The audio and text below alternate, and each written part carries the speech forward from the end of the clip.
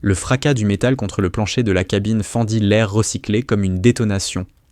À genoux, les 183 passagers regardèrent, pétrifiés, tandis qu'un colosse, près d'1,90 m, le visage strié de vieilles cicatrices, vêtu d'une veste tactique noire, agrippait la petite hôtesse par le col de son uniforme bleu marine et la projetait au sol. Elle s'écrasa lourdement sur la moquette, amortissant le choc sur ses genoux. Le plateau qu'elle tenait éclata dans l'allée, verre poisse brisé et liquide répandu en une cacophonie humide. Elle ne cria pas. Elle ne pleura pas. L'homme, Mason Cole, comme l'appelaient Gill et ses complices, resta debout au-dessus d'elle avec la satisfaction d'un prédateur venant d'imposer sa loi. Ses yeux gris, glacés, balayèrent d'oculaire la cabine, s'attardant sur la mer de visages terrorisés, des enfants cramponnés à leur mère, des cadres qui, quelques minutes plus tôt encore, tapaient sur leurs ordinateurs portables et levaient maintenant les mains en signe de reddition. « Regardez-la !» ordonna Mason Cole, d'une voix chargée de l'autorité brutale de ceux qui ont l'habitude de la violence. Voilà ce qui arrive à quiconque se prend pour un héros aujourd'hui. L'hôtesse releva lentement la tête. Son badge indiquait Claire Donovan. Petite, à peine 1,65 m, les cheveux sombres tirés en chignon réglementaire. 32 ans d'après les dossiers de la compagnie. Rien de remarquable, rien de menaçant. Une employée parmi d'autres, en uniforme synthétique, agenouillée dans une flaque de jus d'orange. Et pourtant, il y avait quelque chose dans son regard, quelque chose qui n'avait rien à faire là. L'espace d'un instant, si bref que Mason Cole faillit le manquer, ses yeux gris parcoururent la cabine avec une précision presque mécanique, froide, calculatrice, comme si elle évaluait toute autre chose que le confort des passagers. 3 preneurs d'otages, position, rangée 3, rangée 17, porte du cockpit, armes, 2 lames en céramique, une arme de poing. Glock possible, peut-être une réplique, issue, aucune exploitable, altitude, 10 600 mètres. L'analyse prit moins de 2 secondes, puis son regard se vida à nouveau, soumis, brisé. Debout, ricana Mason Cole en lui saisissant le bras pour la tirer sur ses pieds, et apporte-moi un verre, c'est tout ce que savent faire les femmes comme toi. Claire baissa les yeux. Oui, monsieur. À la rangée 12, un homme aux cheveux poivre et sel et aux mains calleuses suspendit sa respiration. Daniel Harper avait passé 18 ans dans l'US Air Force, dont les 6 derniers comme sergent technicien a travaillé sur des moteurs de F-15 à la base de Luke. Il avait côtoyé assez de militaires pour percevoir ce que la plupart des civils ne verraient à jamais. La chute, trop maîtrisée, elle avait roulé avec l'impact, répartissant l'énergie sur tout le corps, au lieu de la subir de plein fouet. Le redressement, poids équilibré, genoux légèrement fléchis, centre de gravité bas, comme un combattant qui retrouve sa garde, comme un pilote se préparant à encaisser des jets. Il secoua la tête, chassant l'idée. Une hôtesse de l'air, sans doute un cours d'autodéfense au centre municipal, rien de plus.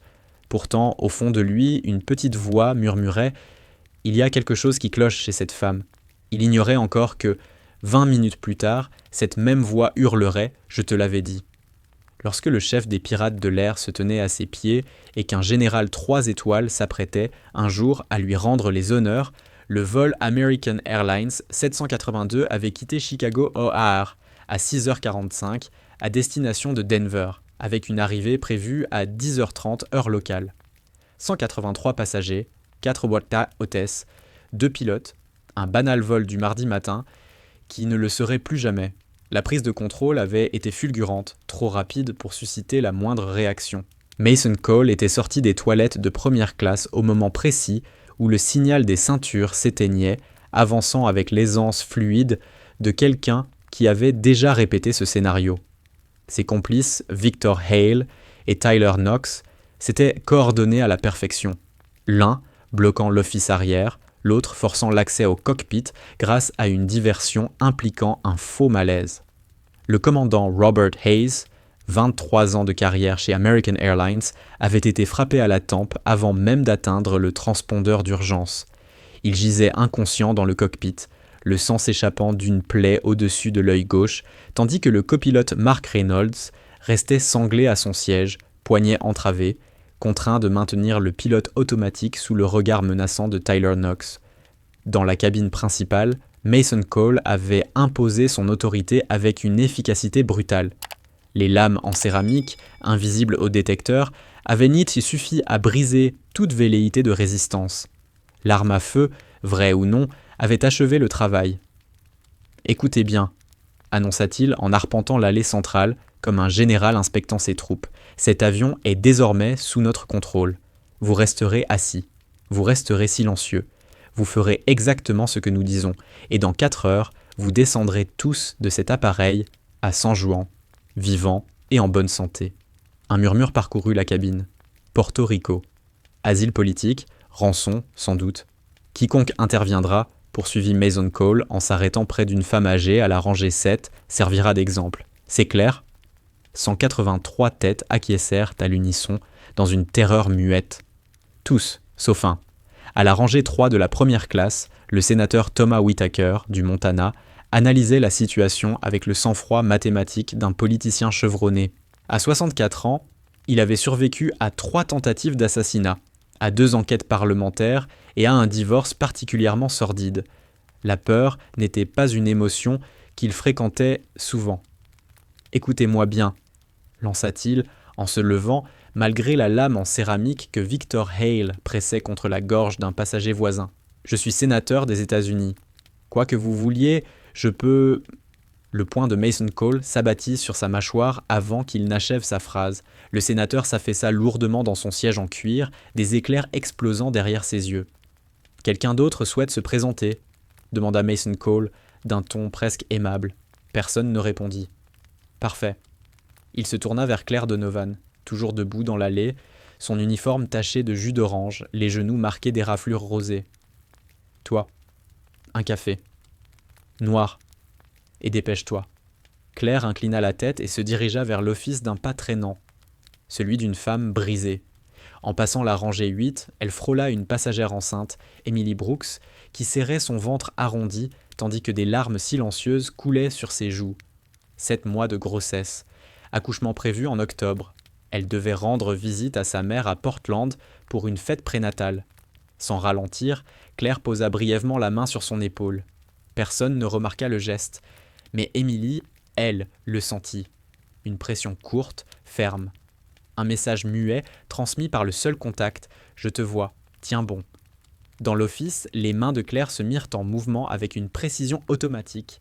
Elle préparait le café qu'elle ne laisserait jamais Mason Cole savourer en paix. Ses doigts ouvrirent le compartiment du matériel d'urgence. Extincteur, trousse de premier secours, défibrillateur, tiroir de couverts en plastique. Rien d'utilisable comme arme. Pas encore. Pas... Elle ouvrit ensuite le compartiment supérieur où étaient enfin rangés les sacs de l'équipage et en sortit le sien, un petit sac noir frappé du logo de la compagnie. À l'intérieur, sous des vêtements de rechange et une trousse de maquillage, se trouvait un livre de poche écorné. Stratégie d'échec pour débutants. Les marges étaient recouvertes de notes manuscrites qui n'avaient rien à voir avec les échecs. Point de sortie, calcul de timing, équation évoquant davantage la planification d'une mission que la théorie du jeu. Elle referma le sac et reprit son travail. Pendant ce temps, dans la cabine principale, Victor Hale procédait à une fouille systématique des effets personnels. Expert technique du trio, ancien spécialiste en explosifs originaire d'un État balte, il figurait sous plusieurs alias sur au moins 7 listes de surveillance internationale. Sa mission était simple, s'assurer que personne n'avait dissimulé quoi que ce soit d'utile. « Les téléphones !» aboya-t-il en avançant dans l'allée avec un sac poubelle. « Tous, maintenant !» Un à un, les passagers abandonnèrent leur dernier lien avec l'extérieur. iPhones et Android s'entrechoquèrent dans le sac plastique comme des pierres tombales numériques. Victor s'arrêta à la rangée 15. Un jeune homme en costume froissé hésitait. « Un problème ?» demanda-t-il. « Je suis journaliste, » balbutia Ryan Parker. « J'ai besoin de mon téléphone pour... » La lame se posa contre sa gorge, juste assez pour tracer une ligne glacée de peur, sans entamer la peau. Pourquoi ? Le téléphone de Ryan rejoignit les autres. Victor reprit sa ronde et finit par atteindre la zone de service où Claire préparait le café de Mason Cole. Son regard la parcourut avec l'évaluation clinique de quelqu'un habitué à cataloguer les menaces. Petit employé, Aucune musculature apparente, posture non défensive, négligeable. Et pourtant, quelque chose le fit hésiter. Ses mains, leur immobilité parfaite. Après une agression et des menaces, la plupart des gens tremblaient. L'adrénaline détruisait la motricité fine. Les siennes, au contraire, étaient d'une stabilité absolue. « Ton nom » demanda-t-il. « Claire Donovan, monsieur. »« Depuis combien de temps es-tu hôtesse de l'air ?»« 4 ans, monsieur. » Victor observa son visage, cherchant les signes classiques du mensonge, pupilles dilatées, clignements rapides, micro-expressions de peur dissimulées sous un calme factice. Il n'en trouva aucun. Et avant ça, service client, un centre d'appel à Tucson. Un centre d'appel, évidemment. Cela expliquait cette neutralité. La capacité d'encaisser les abus sans réagir, des années de clients furieux hurlant pour des erreurs de facturation avaient probablement éteint toute révolte en elle. « Termine le café », ordonna-t-il. « Ensuite, retourne servir les passagers. Calme-les, fais-leur croire que tout va bien. »« Oui, monsieur. » Il s'éloigna, convaincu que la petite femme à l'uniforme taché ne représentait aucune menace. Il ignorait que la dernière personne à l'avoir sous-estimé reposait dans une tombe anonyme quelque part près de Bagram, abattue d'un tir confirmé à 800 mètres, officiellement attribué à des forces alliées inconnues. Les 20 minutes suivantes s'installèrent dans une routine lourde de tension. Mason Cole resta dans l'office, buvant son café et surveillant les communications via le téléphone satellite de l'appareil. Victor Hale patrouillait la cabine comme un requin autour de sa proie. Tyler Knox demeurait dans le cockpit, gardant Mark Reynolds sous étroite surveillance, tout en jetant parfois un œil au commandant Robert Hayes, toujours inconscient. Et Claire Donovan servait des boissons. Elle circulait dans la cabine avec l'efficacité presque mécanique de quelqu'un qui avait répété ce geste des milliers de fois. Ce qui était le cas. 4 années à Kumisiata à pousser des chariots, à sourire à des passagers désagréables, à faire comme si son master en ingénierie aéronautique obtenu à Stanford et ses 2000 heures de vol sur F-15 Eagle n'avaient jamais existé. C'était, songea-t-elle, une couverture parfaite. Personne ne regardait vraiment les hôtesses de l'air. Elles faisaient partie du décor, au même titre que les cartes de sécurité dans les dossiers des sièges ou les minuscules sachets de cacahuètes que personne ne désirait vraiment. Invisible, oubliable, exactement comme elle l'avait voulu. À la rangée 12, Daniel Harper la suivait des yeux avec une fascination grandissante. Cette impression revenait, insistante, quelque chose clochait. Sa démarche, régulière, talon-pointe, le poids parfaitement centré.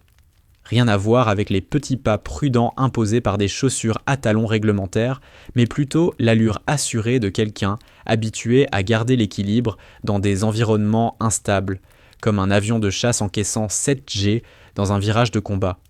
Il se rendit compte qu'il la fixait et détourna le regard. « Tu délires », se dit-il. « C'est une hôtesse, pas une pilote. » Pourtant, lorsqu'elle repassa devant lui, un autre détail attira son attention.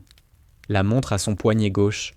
Une G-Shock noire usée, rayée de marques, évoquant des années d'usage intensif. Pas vraiment le genre d'accessoire qu'une ancienne employée de centre d'appel à Tucson porterait. Plutôt celui que choisissaient les aviateurs militaires. À la rangée 8, Emily Brooks peinait à maîtriser sa respiration. Le bébé donnait de violents coups, insistants, presque comme un message en morse transmis depuis l'intérieur. « Moi aussi j'ai peur, maman. Fais-nous sortir d'ici. » Claire apparut à ses côtés et lui tendit un gobelet en plastique rempli d'eau. « Tenez, » dit-elle doucement. « Buvez lentement. » Les mains d'Émilie tremblaient lorsqu'elle prit le gobelet. « Merci. Je ne sais pas quoi faire. »« Respirez, » répondit Claire à voix basse. « Inspirez par le nez, expirez par la bouche. 4 temps à l'inspiration, 4 à l'expiration. Concentrez-vous uniquement là-dessus. » Les consignes étaient précises, maîtrisées, le genre de technique qu'une hôtesse pouvait apprendre en formation, ou qu'un pilote de combat utilisait pour gérer le stress sous forte accélération. « Comment faites-vous pour rester aussi calme ?» demanda Émilie, sincèrement déconcertée. Les yeux gris de Claire croisèrent les siens. L'espace d'un instant, quelque chose y passa. Ni la peur, ni la soumission. Quelque chose de plus dur, forgé dans des feux qu'Émilie n'aurait jamais pu imaginer. L'habitude, répondit Claire avant de poursuivre son chemin. En première classe, le sénateur Thomas Whittaker reprenait ses esprits après le coup de poing de Mason Cole. Sa mâchoire pulsait au rythme de son cœur. L'humiliation brûlait presque autant que la douleur. Il était Thomas Whittaker, tout de même, président de la commission des forces armées, un homme qui avait dîné avec des présidents et façonné des budgets militaires de centaines de milliards de dollars. Et il venait d'être assommé par un voyou d'Europe de l'Est pendant qu'une hôtesse observait la scène d'un regard vide. Justement, il la vit s'approcher avec un verre de glace et une serviette. « Pour le gonflement, monsieur, » dit-elle sans vraiment le regarder. Il lui arracha la glace des mains. « C'est de votre faute. Si vous aviez des procédures de sécurité dignes de ce nom... »« Oui, monsieur. »« Ne me répondez pas oui, monsieur. Je veux votre nom et votre numéro d'employé. Quand tout ça sera terminé, je ferai renvoyer tout votre équipage, surtout ce capitaine incompétent qui a laissé ses animaux prendre le contrôle de l'appareil. Le capitaine est blessé, monsieur. Je me moque qu'il soit mort. C'est une honte pour l'aviation américaine et quelqu'un va payer. » Claire ne répondit pas. Son visage resta impassible, son attitude parfaitement soumise. Mais Daniel Harper, depuis la rangée 12, remarqua ce que le sénateur ne vit pas. Ses mains. Elles s'étaient crispées le long de ses cuisses, les jointures blanchies par la pression. Et sa mâchoire? Une tension infime, un serrement qui trahissait des mots retenus de justesse, des mots qui auraient fait saigner les oreilles du sénateur. Puis, tout disparut. Les doigts se détendirent, la mâchoire se relâcha. Elle passa au passager suivant comme si rien ne s'était produit. Intéressant, pensa Daniel, très intéressant. Dans l'office, le téléphone satellite grésilla. Mason Cole décrocha avec un bref acquiescement. « Oui, nous avons le contrôle. Aucune complication. 183 passagers, plus l'équipage. » Il écouta longuement, puis esquissa un sourire froid, reptilien, qui n'atteignit jamais ses yeux. « Compris ? 50 millions en crypto-monnaie, transférés sur les comptes indiqués, et un passage sécurisé jusqu'à San Juan pour moi et mes associés. Vous avez 3 heures. » Il raccrocha et se tourna vers Victor Hale, resté à l'entrée de l'office. « Les négociations sont lancées. Le DHS, comme prévu, des problèmes. Ils veulent une preuve de vie, une vidéo des passagers montrant que tout le monde va bien. » Victor hocha la tête. « Je m'en occupe. On utilise la fille. » Mason désigna Claire, occupée à remplir la cafetière. « Elle passe bien à l'écran. » Soumise, effrayée, exactement ce qu'ils doivent voir. « Compris. » Les mains de Claire ne cessèrent pas de bouger, tandis qu'elle écoutait leur échange. 50 millions, 3 heures, San Juan. Les autorités allaient me temporiser, bien sûr. Elles le faisaient toujours. Négocier, gagner du temps, dresser des profils psychologiques, user les preneurs d'otages par l'attente et l'incertitude. Mais ces trois-là n'étaient pas des amateurs. Leur coordination trahissait un entraînement professionnel. Leurs exigences étaient précises, réalistes. Et ils avaient déjà prouvé qu'ils étaient prêts à faire couler le sang. On ne les convaincrait pas avec des mots, ce qui signifiait que, dans les 3 heures à venir, quelqu'un à bord de cet avion devrait agir. Claire s'essuya les mains sur un torchon et passa rapidement ses options en revue. 3 hommes armés de lames et au moins une arme à feu. 183 civils, dont la majorité paniquerait aux premiers éclats de violence. Un commandant blessé, un copilote ligoté. 3 autres hôtesses formées à servir des boissons, pas à mener un combat rapproché. Les probabilités n'étaient pas en sa faveur. Mais elle avait déjà affronté pire. Victor Hale s'approcha avec un smartphone, l'un de ceux qu'il avait confisqués plus tôt. « Toi, on enregistre un message pour les autorités. Tu liras exactement ce que je te dis. »« Oui, monsieur. » Il la plaça devant le rideau de l'office, orientant le téléphone de manière à cadrer son visage, et derrière elle, les rangées de passagers terrifiés. « Dis ceci, je m'appelle Claire Donovan, hôtesse de l'air sur le vol American Airlines 782. L'appareil a été détourné par 3 hommes armés. Tous les passagers sont pour l'instant indemnes, mais ils seront exécutés un par un si nos demandes ne sont pas satisfaites. Pour la sécurité de tous à bord, veuillez obtempérer immédiatement. » Claire fixa l'objectif. Son visage était pâle, son regard baissé. L'image même de la soumission traumatisée.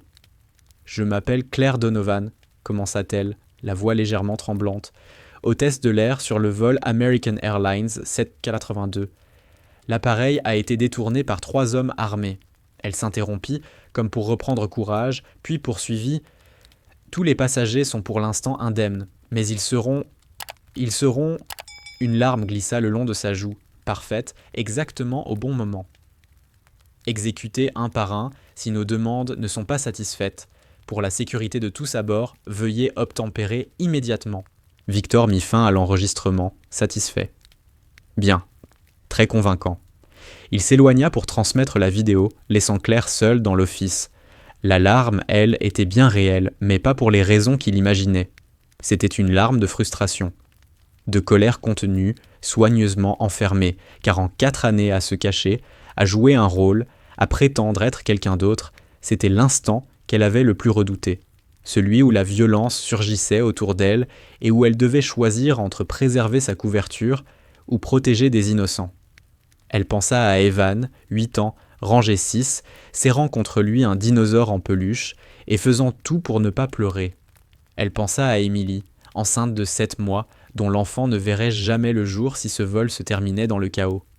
Elle pensa à Margaret Maggie Lawson, l'hôtesse principale qu'il avait prise sous son aile 4 ans plus tôt, sans jamais soupçonner que sa protégée pouvait démonter et remonter un fusil d'assaut, les yeux bandés en moins de 30 secondes.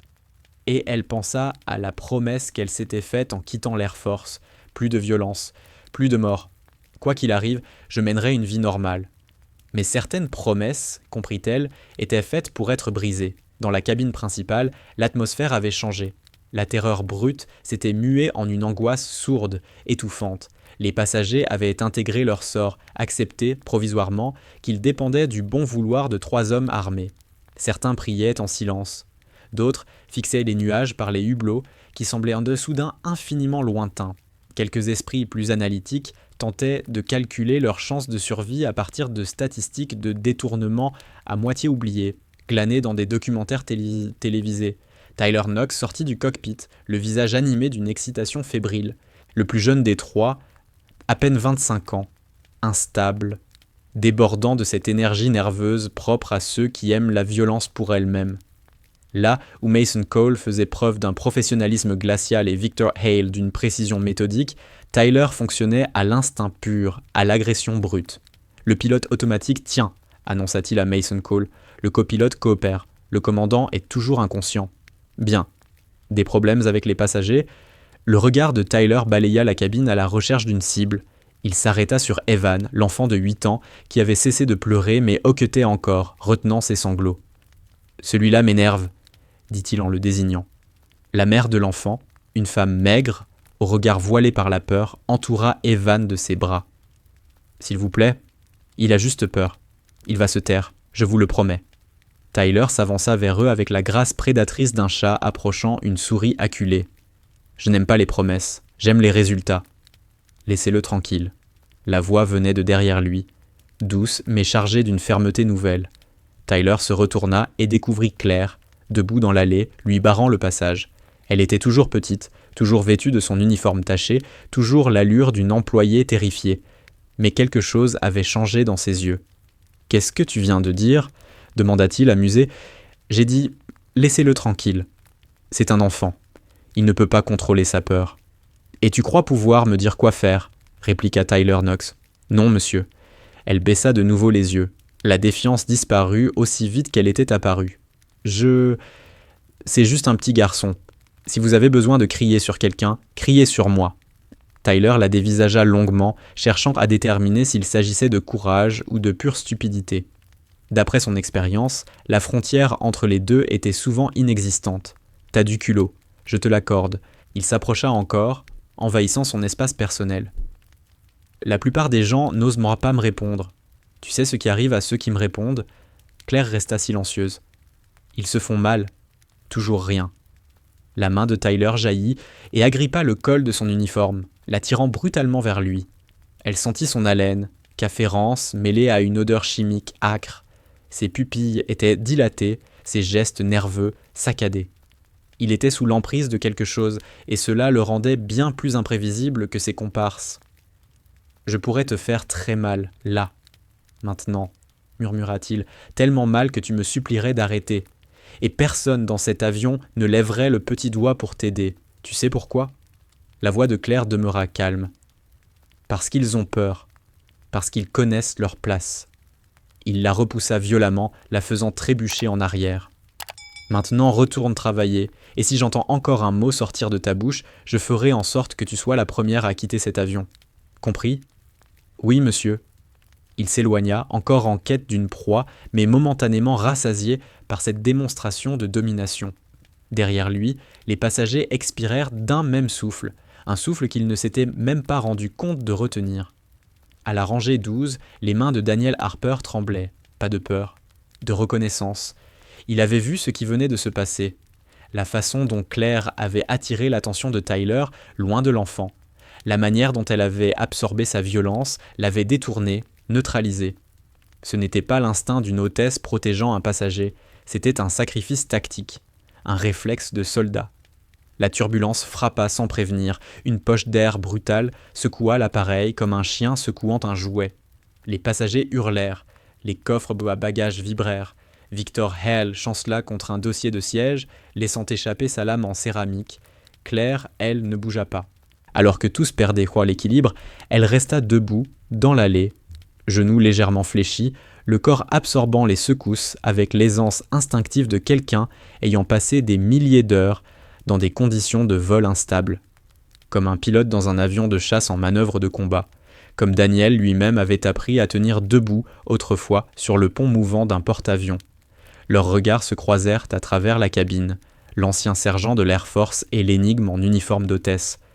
Et à cet instant précis, Daniel sentit le froid lui parcourir l'échine. Elle n'avait pas peur. Elle n'était même pas inquiète. Si quelque chose, elle semblait calculer, attendre, comme un prédateur guettant le moment idéal pour frapper. « Mais qu'est-ce que tu es, bon sang ?» pensa-t-il. La turbulence s'évanouit et le rythme normal du détournement reprit. Mason Cole aboyait des ordres. Victor patrouillait, Tyler boudait près de la porte du cockpit. Et Claire continuait à servir des boissons comme si rien ne s'était produit. Mais quelque chose s'était produit, quelque chose avait changé. Au fond de la cabine, là où les autres hôtesses s'étaient regroupées pour se protéger, une femme observait Claire avec une suspicion grandissante. Margaret Maggie Lawson, 52 ans, 28 ans de carrière chez American Airlines, avait formé des centaines de jeunes recrues. Elle connaissait tous les profils, les débutantes nerveuses, les professionnels sûrs d'elles, celles qui voyaient ce métier comme une simple étape.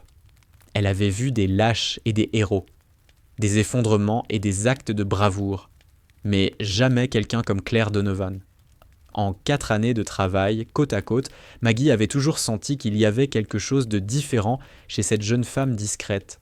Sa précision de mouvement, son calme inébranlable, même face aux passagers les plus odieux, et cette façon qu'elle avait parfois de fixer l'horizon à travers le hublot, pas les nuages, mais la ligne lointaine du ciel, comme le faisaient les pilotes. « Claire », murmura Maggie, lorsque la jeune femme revint à l'office. « Maggie, il faut qu'on fasse quelque chose. On ne peut pas juste les laisser faire. »« Pas encore, » répondit Claire à voix presque inaudible, les lèvres à peine mobiles. « Le moment doit être le bon. »« Le bon moment ? On est en train d'être détourné. Il n'y a pas de bon moment. » Les yeux gris de Claire croisèrent les siens. Et pendant une fraction de seconde, une seule, le masque tomba. « Fais-moi confiance, » dit-elle. Il y avait dans sa voix quelque chose qui força Maggie à se redresser malgré elle. Une autorité silencieuse, impossible à ignorer.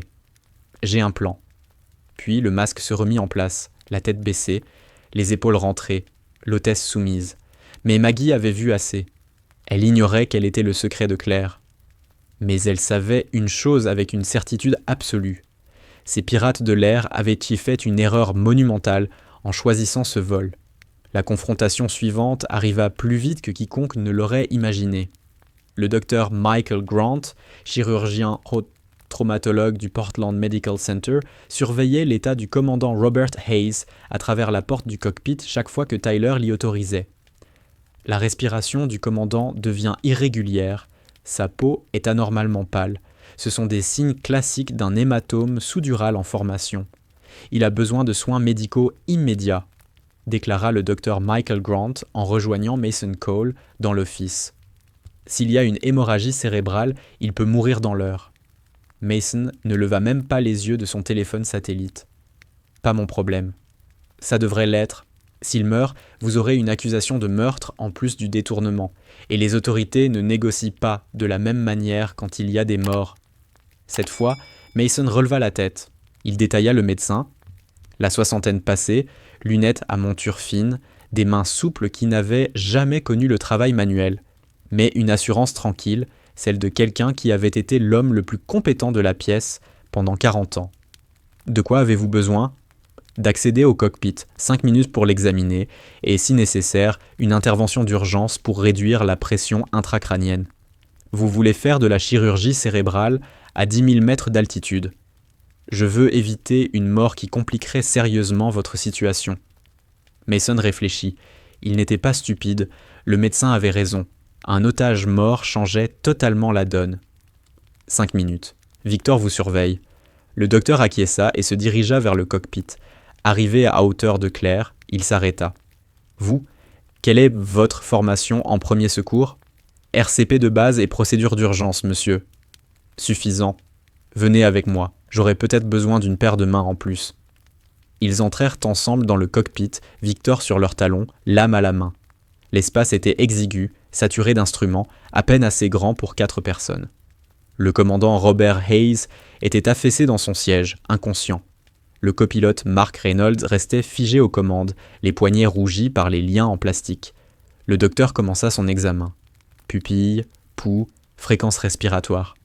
Claire se tenait à côté de lui tendant le matériel de la trousse médicale de bord avec une efficacité instinctive qui dépassait largement ce qu'on attendait d'une formation élémentaire. Lampe stylo.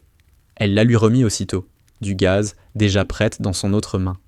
Je dois tester ses réflexes. Tenez la lumière ici. Elle orienta le faisceau exactement où il fallait, à l'angle précis, sans qu'on ait besoin de le lui expliquer.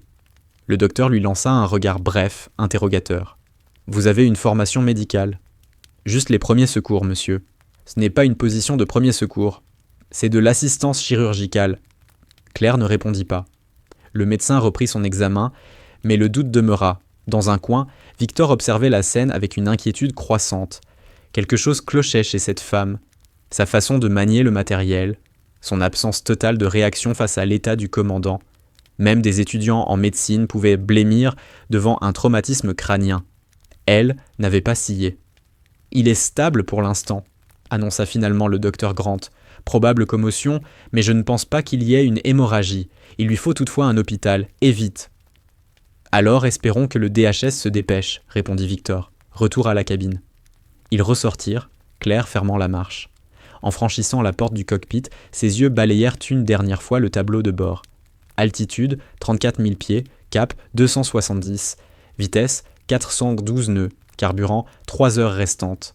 Pilote automatique engagé, toutes les données dont elle aurait besoin, le moment venu. 1 heure s'était écoulée depuis la prise de contrôle, 1 heure de tension, de prières murmurées, d'enfants s'efforçant de ne pas pleurer et d'adultes luttant pour ne pas crier. Les négociations se poursuivaient, une valse lente d'offres et de contre-offres dont chacun savait qu'elle n'aboutirait à rien. Dans l'office, Mason Cole perdait patience. « Il gagne du temps, » dit-il à Victor. « Procédure classique, il pense pouvoir nous épuiser. Alors on monte d'un cran. » « Exactement. » Le regard de Mason parcourut la cabine à la recherche de la cible idéale. « Il faut envoyer un message, quelque chose qui prouve qu'on est sérieux. » Ses yeux s'arrêtèrent donc sur la rangée 8. Emily Brooks, enceinte de 7 mois, les mains posées instinctivement sur son ventre. Elle. Victor suivit son regard et acquiesça. La femme enceinte, forte valeur émotionnelle, ils bougeront plus vite, prenez-la. Tyler Knox, qui traînait près de la porte du cockpit, s'avança avec un enthousiasme à peine dissimulé. C'était exactement ce qu'il aimait. La peur, le pouvoir, la certitude de pouvoir détruire une vie d'un simple geste. « Toi », lança-t-il en saisissant le bras d'Emily, « tu viens avec moi. » « Non !» Le cri d'Emily fut viscéral, animal, le cri d'une mère protégeant son enfant. « S'il vous plaît, non, je suis enceinte. » Justement. Il la tira brutalement pour la mettre debout, ignorant sa résistance, la traînant vers l'avant de la cabine. Les passagers regardaient, horrifiés, certains se couvrant les yeux, d'autres figés sur leur siège, tous sauf une. Claire Donovan s'avança dans l'allée et se plaça directement sur la trajectoire de Tyler. « Arrête !» Tyler s'immobilisa, plus surpris que réellement menacé. « Quoi ? Elle est enceinte. Si vous la stressez trop, elle peut faire une fausse couche. Un bébé mort ne vous aidera pas dans vos négociations. Dégage. Prenez-moi à la place. » La proposition resta suspendue dans l'air, inattendue, incompréhensible. Tyler se tourna vers Mason, désormais posté à l'entrée de l'office.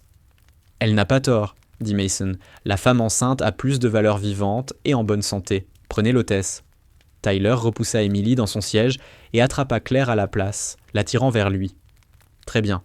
Tu veux jouer les héroïnes ?» lança Tyler Knox. « On va voir à quel point tu es courageuse quand… » Il n'eut pas le temps de terminer. Au même instant, le pied de Claire crocheta l'arrière de sa cheville. Son corps pivota avec une vitesse qui n'aurait pas dû être possible. Tyler sentit le sol se dérober. Le monde bascula. Il partit en arrière, les bras battant l'air, et s'écrasa lourdement dans l'allée, le souffle coupé net. Pendant 3 secondes, personne ne bougea. Puis Claire recula d'un pas, les mains levées. Son visage affichait une expression de surprise paniquée, presque candide. « Oh mon Dieu, je suis désolé, vraiment désolé. Il m'a fait peur. Et J'ai suivi un cours d'autodéfense l'an dernier et… Est-ce que vous allez bien ? La métamorphose était totale, parfaite, si crédible que même Victor Hale, qui avait vu toute la scène, douta un instant de ce qu'il venait d'observer. On aurait dit un accident, une collision maladroite entre une femme terrorisée et un homme mal équilibré. Mais Mason Cole, lui, n'était pas dupe. Ses yeux se plissèrent, tandis que Tyler se relevait, le visage cramoisi de honte et de rage. Quelque chose clochait, quelque chose qui ne correspondait pas au profil d'une hôtesse affolée. « Tyler, » dit Mason calmement, « redescends. Elle m'a fait tomber. Cette sorcière l'a fait exprès. » J'ai dit « redescends. » La colère de Tyler vibrait à fleur de peau, mais il obéit. Pour l'instant. Il recula vers l'arrière de la cabine, lançant à Claire des regards chargés de haine à chaque pas. Mason s'approcha lentement d'elle, l'observant comme un collectionneur examinerait un objet rare dont il soupçonne la valeur. « Belle chute » commenta-t-il. « Je ne l'ai pas fait exprès. » Sa voix était douce, presque détachée. « J'ai vu assez de combats pour faire la différence entre un accident et une technique. Ça, c'était un balayage, un bond. » Le visage de Claire se vida de sa couleur. Pour la première fois, une vraie peur traversa son regard. Mason sourit. « Détends-toi. Je ne vais pas te faire de mal, pas maintenant, mais tu m'intrigues. » Il se pencha vers elle, suffisamment près pour qu'elle sente l'odeur de l'huile d'arme et de la sueur. « Qui es-tu vraiment, Claire Donovan ?»« Je vous l'ai dit. Hôtesse de l'air. Avant ça, service client. » Et avant ça ? Le silence. Mason hocha lentement la tête, comme si cela confirmait un soupçon. « C'est bien ce que je pensais. Il y a plus en toi que ce que tu montres. » Il se redressa et rajusta sa veste. « Mais peu importe. Quoi que tu aies été, quoi que tu penses pouvoir faire, nous sommes 3 et tu es seul. Et si tu recommences ce genre de choses, je mets une balle dans le ventre de la femme enceinte. » La menace frappa comme un coup physique. Claire pâlit davantage encore. « On se comprend ? » ?»« Oui, monsieur. »« Bien, maintenant, retourne travailler. » Il s'éloigna, la laissant debout dans l'allée, les mains tremblantes, le cœur battant à tout rompre. Mais ce tremblement ne venait pas de la peur. Il venait de l'effort surhumain qu'elle faisait pour ne pas lui briser la nuque sur place. À la rangée 12, Daniel Harper avait assisté à toute la scène, désormais certain de ce qu'il avait pressenti. Ce mouvement n'avait rien à voir avec un cours d'autodéfense du dimanche. C'était du combat militaire. Précisément celui enseigné aux pilotes de combat et aux forces spéciales. Il l'avait vu des dizaines de fois à Luc lors d'exercices conjoints. Cette femme n'était pas celle qu'elle prétendait être. Mais alors, qui était-elle ? Policière ? Agent fédéral ? Marshal de l'air passé sous silence ? Ou quelque chose d'encore différent ? Il envisagea un instant de l'aborder, de lui poser la question directement. Mais il y avait dans son regard, ce calme froid, calculateur, quelque chose qui lui indiquait qu'elle menait un jeu bien plus vaste qu'il ne pouvait le comprendre. Quoi qu'elle prépare, ce n'était pas à lui d'intervenir. Pas encore. Il se contenta donc d'observer et d'attendre le moment où toutes les pièces s'assembleraient. La 2e heure marqua une escalade. Mason Cole, ayant échoué à briser Claire par l'intimidation, changea de stratégie. Il se concentra entièrement sur les négociations exigeant des mises à jour en temps réel de la part des autorités. Pendant que Victor maintenait le contrôle de la cabine, Tyler fut relégué au cockpit, là où son tempérament explosif risquait de causer moins de dégâts. Mais les passagers, eux, devenaient nerveux. Le choc initial s'était dissipé, remplacé par une rancœur sourde, celle qui naît quand des êtres humains sont traités comme du bétail. Des murmures parcouraient la cabine. Des regards glissaient vers des objets potentiellement dangereux. Ordinateur portable, lourd, boucle de ceinture en métal, extincteur de l'office. Le sénateur Thomas Whittaker fut le premier à formuler à voix haute ce que beaucoup pensaient. « On ne peut pas rester assis à attendre », murmura-t-il au passager à côté de lui, un capital risqueur nommé Andrew Collins, qui passait l'heure écoulée à estimer leurs chances de survie à partir de statistiques de détournement mal mémorisées. « Ils ont des armes, sénateur, des lames et un pistolet. J'ai servi au Vietnam, je sais ce qu'un pistolet peut faire, et je sais aussi ce que peuvent faire 100 personnes déterminées. Avec tout le respect que je vous dois, 100 personnes se jetant sur 3 hommes armés dans un espace confiné, c'est la garantie d'un carnage. » La mâchoire du sénateur se crispa. « Alors, il nous faut un meilleur plan. » De l'autre côté de l'allée, Claire ramassait des gobelets vides et des serviettes, avançant avec l'efficacité automatique de quelqu'un qui avait accompli ce geste des milliers de fois. Mais ses oreilles captaient tout. Chaque murmure, chaque esquisse de plan, chaque calcul de risque et de chance. Et pendant que les passagers commençaient à se demander quand agir, Claire, elle, savait déjà comment. Le sénateur avait raison sur un point. L'attentisme ne mènerait à rien. Les autorités pouvaient négocier pendant des jours. Et Mason Cole semblait parfaitement disposé à attendre, ou à commencer à faire des exemples si l'attente s'éternisait. Quelque chose devait changer. Quelqu'un devait agir. La question n'était pas si, mais quand. Claire passa devant une rangée près d'une issue de secours. Un jeune homme y était assis, les poings serrés à en blanchir les jointures. Un t-shirt des Army Rangers moulait des épaules puissantes. Jacob Miller indiquait sa carte d'embarquement. 28 ans. Une tension compacte, prête à exploser, celle de quelqu'un entraîné à combattre, réduit à l'inaction. Leurs regards se croisèrent une fraction de seconde. Elle lut la question dans ses yeux. « Tu es avec moi ?» Claire secoua la tête, presque imperceptiblement. « Pas encore. » Il comprit. Il hocha la tête et desserra les poings. Pour l'instant. À l'avant de la cabine, Victor Hale procédait à une nouvelle vérification. Depuis son précédent face-à-face avec Claire, une idée le taraudait, persistante, irritante, comme une écharde sous la peau. « L'hôtesse, » dit-il à Mason, « celle qui a fait tomber Tyler. »« Quoi, elle ? Il y a quelque chose qui ne colle pas, sa façon de bouger, sa réaction quand j'ai fouillé son sac, il nous manque un élément. » Mason réfléchit. Les intuitions de Victor leur avaient déjà sauvé la vie lors d'opérations en Tchétchénie et en Irak. S'il sentait une menace, elle méritait d'être examinée.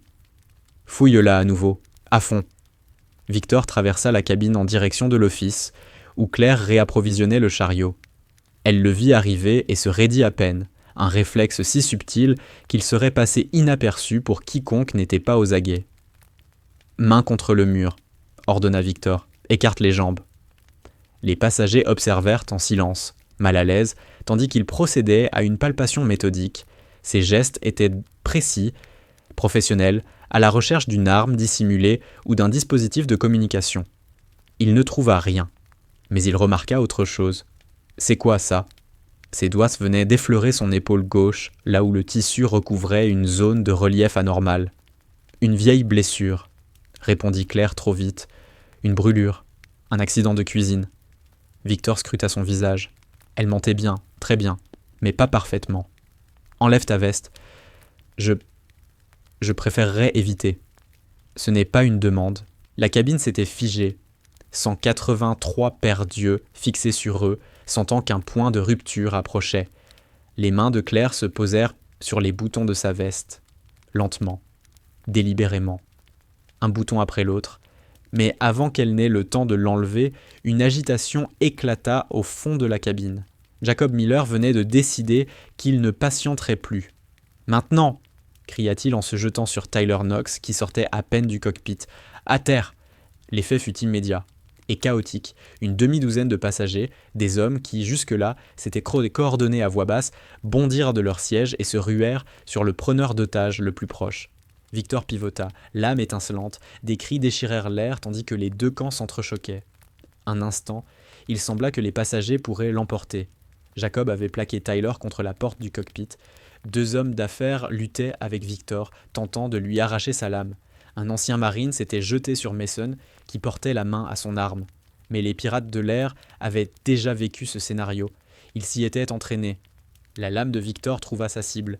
Un des hommes d'affaires hurla et recula en se tenant le bras. L'arme de Mason quitta son étui et tira un coup unique dans le plafond. La détonation fut assourdissante. Ça suffit. Le soulèvement s'effondra aussi vite qu'il avait commencé. Jacob fut arraché à Tyler et roué de coups dans les côtes. L'homme d'affaires blessé fut traîné à l'avant de la cabine pour servir d'exemple. L'ancien marine gisait face contre terre dans l'allée, la botte de Victor écrasant sa nuque. Claire, elle, se tenait dans l'office, observant la scène avec une expression illisible. « Ça » dit Mason, essoufflé mais souriant, c'était d'une stupidité remarquable. Il attrapa Jacob par les cheveux et lui releva brutalement la tête. « Tu croyais jouer les héros? Sauver tout le monde ?» Jacob cracha à son visage. Un geste de défi qui lui valut un coup de poing en pleine figure. « Voilà ce qui va se passer maintenant », annonça Mason à la cabine entière. « À cause de votre petite rébellion, il va y avoir des conséquences, et on commence par celui-là. » Il plaqua le canon contre la tempe de Jacob. La cabine retint son souffle. Des enfants enfouirent leur visage contre leurs parents. Des adultes prièrent des dieux dont ils n'étaient même pas sûrs. « Attendez. » La voix venait de l'office, douce, mais elle portait. Tous se tournèrent vers Claire Donovan, qui s'avançait dans l'allée. « Attendez, » répéta-t-elle, « il essayait juste de protéger les autres. Il ne mérite pas de mourir pour ça. » Mason éclata d'un rire sec, dénué d'humour. « Et toi, exactement? Qui es-tu pour me dire ce que quelqu'un mérite? »« Personne, » répondit-elle. « Je ne suis personne, juste une hôtesse de l'air. » Elle marqua une pause, comme pour rassembler son courage. « Mais si vous devez faire du mal à quelqu'un pour passer un message, faites-le moi. À moi. » L'offre resta suspendue dans l'air. Pour la deuxième fois en moins d'une heure. Tyler Knox, le nez en sang après l'échauffourée, s'avança avec un enthousiasme malsain. « Laissez-moi faire. Je lui en dois une. » Mais Mason Cole leva la main. Son regard, fixé sur Claire, était devenu plus attentif, presque intrigué. « Tu te proposes sans cesse. Pourquoi ? » « Parce qu'il a quelqu'un qui l'attend, » répondit-elle en désignant Jacob Miller d'un léger mouvement de tête. « Une famille, peut-être, des amis, une vie. Moi, je n'ai personne. Si quelqu'un doit souffrir, autant que ce soit celui qui a le moins à perdre. » Le cœur de Daniel Harper se serra. C'était un mensonge noble, le genre de mensonge que racontent les soldats quand ils se jettent sur une grenade pour sauver leur unité. Un mensonge qui révélait plus de vérité que n'importe quel aveu. Mason sembla parvenir à la même conclusion. Ses yeux se rétrécirent, puis il repoussa Jacob d'une bourrade. « Très bien. Tyler, emmène-la à l'office. Fais en sorte qu'elle se souvienne de ce moment. » Tyler afficha un sourire mauvais et saisit Claire par le bras, la traînant vers l'avant de la cabine. Les passagers observaient, horrifiés. Certains pleuraient, d'autres détournaient dans le regard. Mais Maggie Lawson, elle, remarqua quelque chose que personne d'autre ne vit. Alors que Tyler tirait Claire devant elle, la main libre de la jeune femme frôla sa cuisse. Quelque chose de minuscule glissa de la poche de Claire jusque dans la paume de Maggie. Un petit carré de papier plié. Maggie attendit que Tyler et Claire disparaissent derrière le rideau de l'office avant de le déplier, les doigts tremblants. 4 mots, tracés d'une écriture nette et précise. « Quand je bouge, baisse-toi. » Le rideau se referma, masquant aux passagers ce qui allait suivre. Ils entendirent la voix de Tyler, cruelle, impatiente, le choc métallique d'un objet contre un autre. Mais ils ne pouvaient pas voir les yeux de Claire Donovan. Et s'ils les avaient vus, ils auraient compris que tout était sur le point de basculer. Dans la lumière tamisée de l'office, entouré de chariots et d'équipements d'urgence, Tyler se tenait devant sa proie avec la satisfaction d'un chat ayant coincé une souris. « Alors ?» fit-il en faisant craquer ses jointures. « Tu aimes jouer les héroïnes. On va voir à quel point tu es courageuse maintenant. » Claire était adossée au comptoir. Sa posture restait soumise, son regard baissé. « S'il vous plaît, je suis désolé, je ne voulais pas... » Tais-toi. Il s'approcha. Tu sais quel est ton problème ? Tu ne connais pas ta place. Des femmes comme toi croient être l'égale des hommes. Croient pouvoir se dresser contre eux, croient qu'elles comptent. Il l'attrapa par le col et rapprocha son visage du sien. Tu ne comptes pas, murmura-t-il. Tu n'es rien, moins que rien. Et je vais te le prouver. Pendant une fraction de seconde, tout fut immobile. Puis Tyler commit son erreur. Il lâcha son col et arma son bras pour frapper. Ce fut suffisant. Dans cet infime intervalle, quand sa garde était ouverte et que son esprit était focalisé sur la violence à venir, Claire bougea. Pas comme une hôtesse, pas comme une ancienne employée de centre d'appel. Comme un prédateur. Sa main jaillit et saisit son poignet, le tordant selon un angle anatomiquement impossible. Le corps de Tyler pivota malgré lui pour soulager la pression sur l'articulation. Avant qu'il ne puisse crier, l'autre main de Claire était déjà sur l'arrière de son crâne, projetant son visage contre le comptoir métallique avec une force suffisante pour faire retentir la cloche d'urgence. Il s'effondra au sol, inconscient. Temps écoulé, 1,2 secondes. Claire se redressa au-dessus de lui, respirant calmement. Ses yeux gris étaient froids, évaluateurs. Le masque avait disparu, arraché, inutile désormais. À sa place se tenait quelque chose de plus ancien, de plus dur, forgé dans des feux qui n'avaient rien à voir avec le service client ou les formations de premier secours. Elle fouilla rapidement les poches de Tyler. Une lame en céramique, conservée, une radio, neutralisée, des colliers de serrage, utilisés pour entraver poignets et chevilles. Puis le rideau frissonna. Victor Hale. Il se tenait à l'entrée, lame à la main. Son expression passa de la curiosité au choc en une fraction de seconde. Tyler inconscient au sol, Claire debout, armée de sa propre lame. Qu'est-ce que... Elle lança le plateau de boisson avant qu'il n'ait le temps de finir. Il le reçut en plein visage, titubant juste assez longtemps pour qu'elle comble la distance. Sa lame fendit l'air, désordonnée. Claire la dévia de l'avant-bras, acceptant une entaille superficielle en échange de la position. Son genou frappa son plexus solaire. Son coude heurta sa tempe. Victor s'écroula à côté de Tyler. Temps écoulé, 3,7 secondes. 2 neutralisés, 1 restant. Mais Mason Cole avait entendu le tumulte. Il apparut à l'entrée de l'office, arme au poing, exactement au moment où Claire se retournait vers lui. Ils se firent face. Prédateur contre prédateur. « Eh bien, murmura Mason, je savais qu'il y avait quelque chose chez toi. » Claire ne répondit pas. « Qui es-tu vraiment ? Militaire ? Police ? Non, une sorte de marshal de l'air ? Est-ce que ça a vraiment de l'importance ? Pas vraiment. » Il leva son arme. « Tu vas quand même mourir. » Peut-être. Elle inclina légèrement la tête. « Mais pas aujourd'hui. » Mason pressa la détente. Ou essaya. Ses doigts ne lui obéirent pas.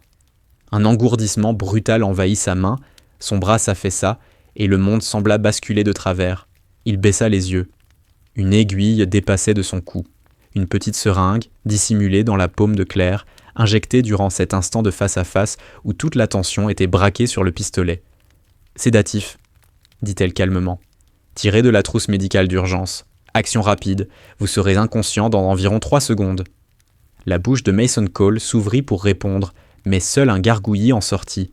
2 secondes, ses genoux cédèrent. 1 seconde, il s'effondra sur le sol. Et, aussi simplement que cela, tout était terminé. Claire resta debout dans l'office, entourée de 3 preneurs d'otages inconscients. Son uniforme était déchiré, maculé de sang. Le sien, celui qui coulait régulièrement de l'entaille laissée par la lame de Victor sur son avant-bras. Elle le remarqua à peine. Il y avait encore du travail. Le rideau de l'office vola en arrière et Maggie Lawson apparut, les yeux écarquillés, partagés entre le choc et une forme de justification presque triomphante. « Mon Dieu !» murmura-t-elle. « Je le savais. Je savais qu'il y avait quelque chose. » Maggie. La voix de Claire était calme, ferme. « Écoute-moi très attentivement. Va voir les passagers. Dis-leur que tout est sous contrôle, qu'ils restent assis et calmes. Tu peux faire ça ?»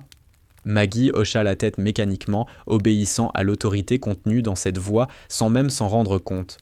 « Et toi ?» Claire se dirigeait déjà vers la porte du cockpit.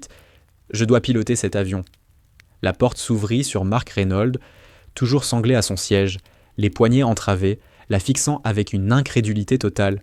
« Quoi ?» Qu'est-ce qui vient de se passer ? Changement de direction. Claire sortit une lame en céramique de sa poche et trancha les liens. Comment va le commandant ? Toujours inconscient, mais stable, je crois. Reynolds se frotta les poignets, grimaçant. Mais qui êtes-vous, bon sang ? Claire ne répondit pas.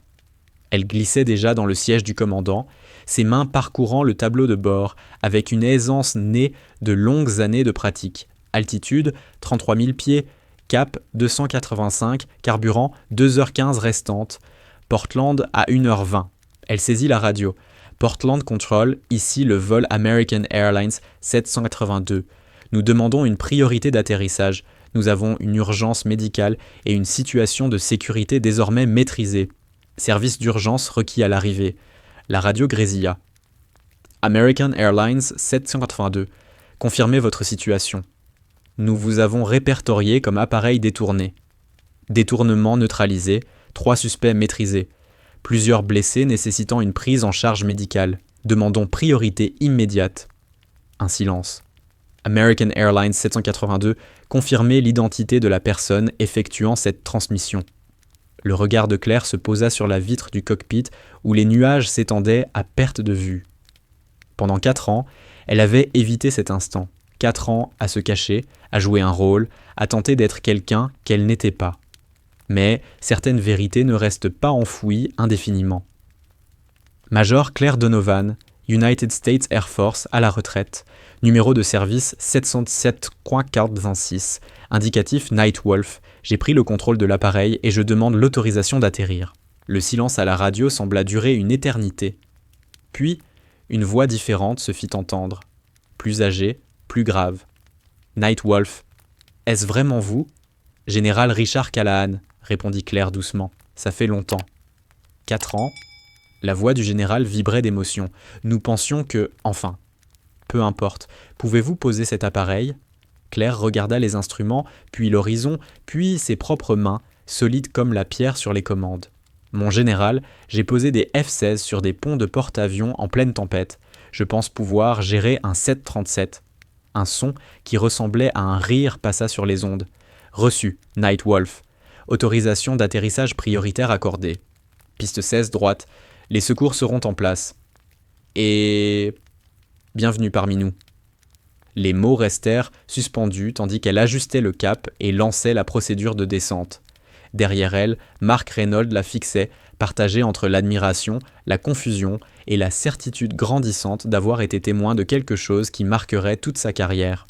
« Major Donovan », finit-il par dire. « La Major Donovan, celle qui... » « Concentrez-vous sur l'approche, lieutenant. » Elle jeta un coup d'œil à ses galons. « Vous savez toujours piloter, n'est-ce pas ? » ?»« Oui, madame. » Il se redressa instinctivement, répondant à la présence de commandement dans sa voix. « Que puis-je faire ? » ?»« Surveillez les systèmes, signalez-moi toute anomalie, et à l'atterrissage, assurez-vous que les passagers débarquent dans Chikinon dans le calme. Et les preneurs d'otages ? Les autorités s'en chargeront. Notre mission, c'est de poser tout le monde au sol en un seul morceau. » Elle reporta son attention sur les commandes. Mark Reynolds observa ses mains se déplacer avec la précision d'une pianiste de concert, ajustant les gaz, surveillant l'altitude, effectuant des micro-corrections presque invisibles. Il pilotait des avions de ligne depuis 12 ans. Il avait vu de bons pilotes, et d'excellents pilotes. Il n'avait jamais vu ça. Dans la cabine, les passagers tentaient de comprendre l'impensable. Une minute plus tôt, ils étaient des otages, confrontés à la perspective de la mort. La suivante, Maggie Lawson était sortie de l'office pour annoncer que la situation était réglée et que chacun devait rester calme. Réglée ?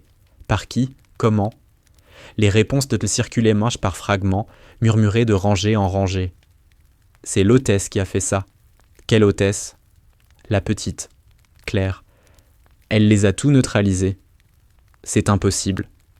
Je l'ai vue, c'était comme dans un film, et pourtant, à 33 000 pieds d'altitude, dans le cockpit d'un avion civil, Claire Donovan ramenait tout le monde à la maison. Qui est-elle ? Assis rangée 12, Daniel Harper avait encore les mains tremblantes. Mais ce n'était plus la peur, c'était autre chose, une forme de confirmation intime. Il l'avait senti dès le début. Quelque chose, chez elle, n'était pas ordinaire. Le calme, la posture, le regard. Il avait deviné la combattante sous l'uniforme. Mais même lui n'aurait jamais imaginé ça. Le sénateur Thomas Whittaker, la mâchoire encore endolorie par le coup de Mason, élaborait déjà mentalement le discours qu'il prononcerait devant les caméras. Une histoire de courage et de survie, avec lui-même, bien sûr, au centre du récit. Et pourtant, il le savait. Tout le monde le savait. La véritable histoire tournerait autour de quelqu'un d'autre. À la rangée 8, Emily Brooks pleurait, mais ce n'était plus des larmes de peur, c'était des larmes de soulagement, de gratitude. Son bébé allait bien, ils allaient tous bien. Parce qu'une femme qui avait toutes les raisons de rester dans l'ombre avait choisi de se révéler pour sauver des inconnus. À la rangée 6, le petit Noah collait son visage au hublot, regardant les nuages défiler, puis il posa la question qui résumait tout, avec la simplicité désarmante de l'enfance. « Maman, l'hôtesse, c'est une super-héroïne ?» Sa mère, encore sous le choc, ne trouva qu'un mot. « Oui, la descente dura 47 minutes.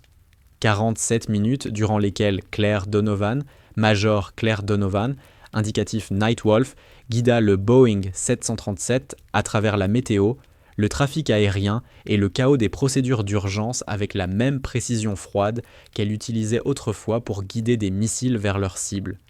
Première femme à avoir commandé un escadron de F-16 en combat actif. Le copilote Mark Reynolds observait en silence. Il a pris plus en 47 minutes qu'en des années de simulateur. La manière dont elle anticipait les turbulences avant même qu'elles ne se fassent sentir. La façon dont elle compensait les vents de travers sans consulter les instruments. Son ton à la radio, bref, clair, parfaitement calibré, celui des pilotes qui savent que chaque mot compte quand des vies sont en jeu. « Volet 20 » annonça-t-elle. Il obéit sans réfléchir. Train sorti. Le claquement mécanique du train d'atterrissage résonna. Visuelle piste, approche finale. Par le pare-brise du cockpit, l'aéroport international de Portland s'étendait sous eux. Une géométrie de béton et de lumière. La sécurité, la civilisation, la fin du cauchemar. Des véhicules d'urgence bordaient la piste, gyrophares rouges et bleus clignotant sous le soleil de l'après-midi. American Airlines 782, autorisé à atterrir. Service d'urgence en place. Bienvenue chez vous. Claire ne répondit pas. Toute son attention était absorbée par l'approche. Angle, vitesse, dérive, les 1000 variables infimes qui séparent un bon atterrissage d'une catastrophe. Les jambes Leroy touchèrent le sol avec une douceur presque irréelle. Inverseur de poussée, ralentissement contrôlé. L'appareil roula jusqu'à la porte désignée où une armée de secours attendait. Ce n'est qu'alors que Claire s'autorisa une seule inspiration profonde. C'était fini. Enfin, une partie du moins. L'avion s'immobilisa à la porte B7. Par la vitre du cockpit, Claire distingua la scène qui l'attendait. Agents fédéraux en tenue tactique, ambulanciers avec des brancards, sécurité aéroportuaire maintenant un périmètre strict. Au-dessus, des hélicoptères de chaîne d'information tournaient déjà, caméras braquées sur l'appareil. Et à l'avant du dispositif, légèrement à l'écart, se tenait une silhouette qu'elle aurait reconnue entre mille. Le général Marcus Solomon, United States Air Force, 3 étoiles sur les épaules, 63 ans. Cheveux argentés, la posture droite et inflexible de toute une vie sous l'uniforme.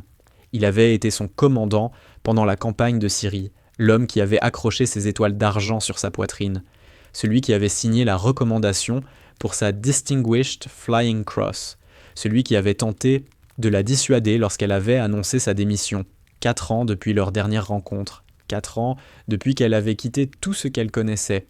Et maintenant, il l'attendait sur le tarmac, la regardant à travers la vitre du cockpit avec une expression indéchiffrable. « Madame », dit la voix de Reynolds, la tirant de ses pensées, « les passagers sont prêts à débarquer. » « Bien. » Elle se leva, rajustant son uniforme déchiré. « Ramenons-les chez eux. » La porte de la cabine s'ouvrit sur un mur de flash et de voix criantes. Les agents fédéraux montèrent à bord pour sécuriser l'appareil. Les ambulanciers prirent en charge les blessés. L'homme entaillé par Victor, le commandant encore étourdi, quelques passagers victimes de choc ou de crise de panique. Et au milieu de tout cela, 183 personnes quittèrent l'avion, une à une. Beaucoup se retournaient, cherchant un dernier regard, un dernier aperçu de la femme qui leur avait sauvé la vie. Claire Donovan fut la dernière à descendre. Et tandis qu'elle posait le pied sur le sol, une chose était devenue évidente pour tous ceux qui avaient vécu ce vol. L'histoire qu'il raconterait ne parlerait pas seulement d'un détournement. Elle parlerait d'une femme qui avait essayé de disparaître et qui, au moment décisif, avait choisi de redevenir exactement ce qu'elle était.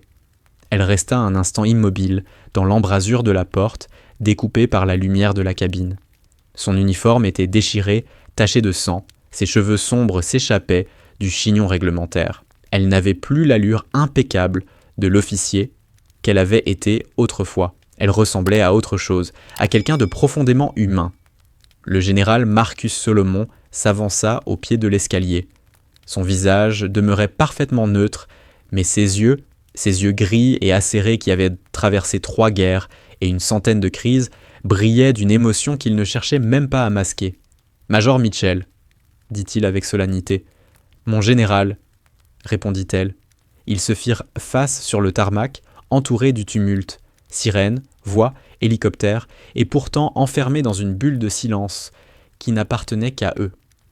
Puis Solomon fit quelque chose qui déclencha une explosion simultanée de flashs. Il se mit au garde-à-vous, dos droit, menton levé, épaules en arrière, et leva la main pour un salut parfait. Un général 3 étoiles saluant une major. Non. Un général 3 étoiles saluant une héroïne.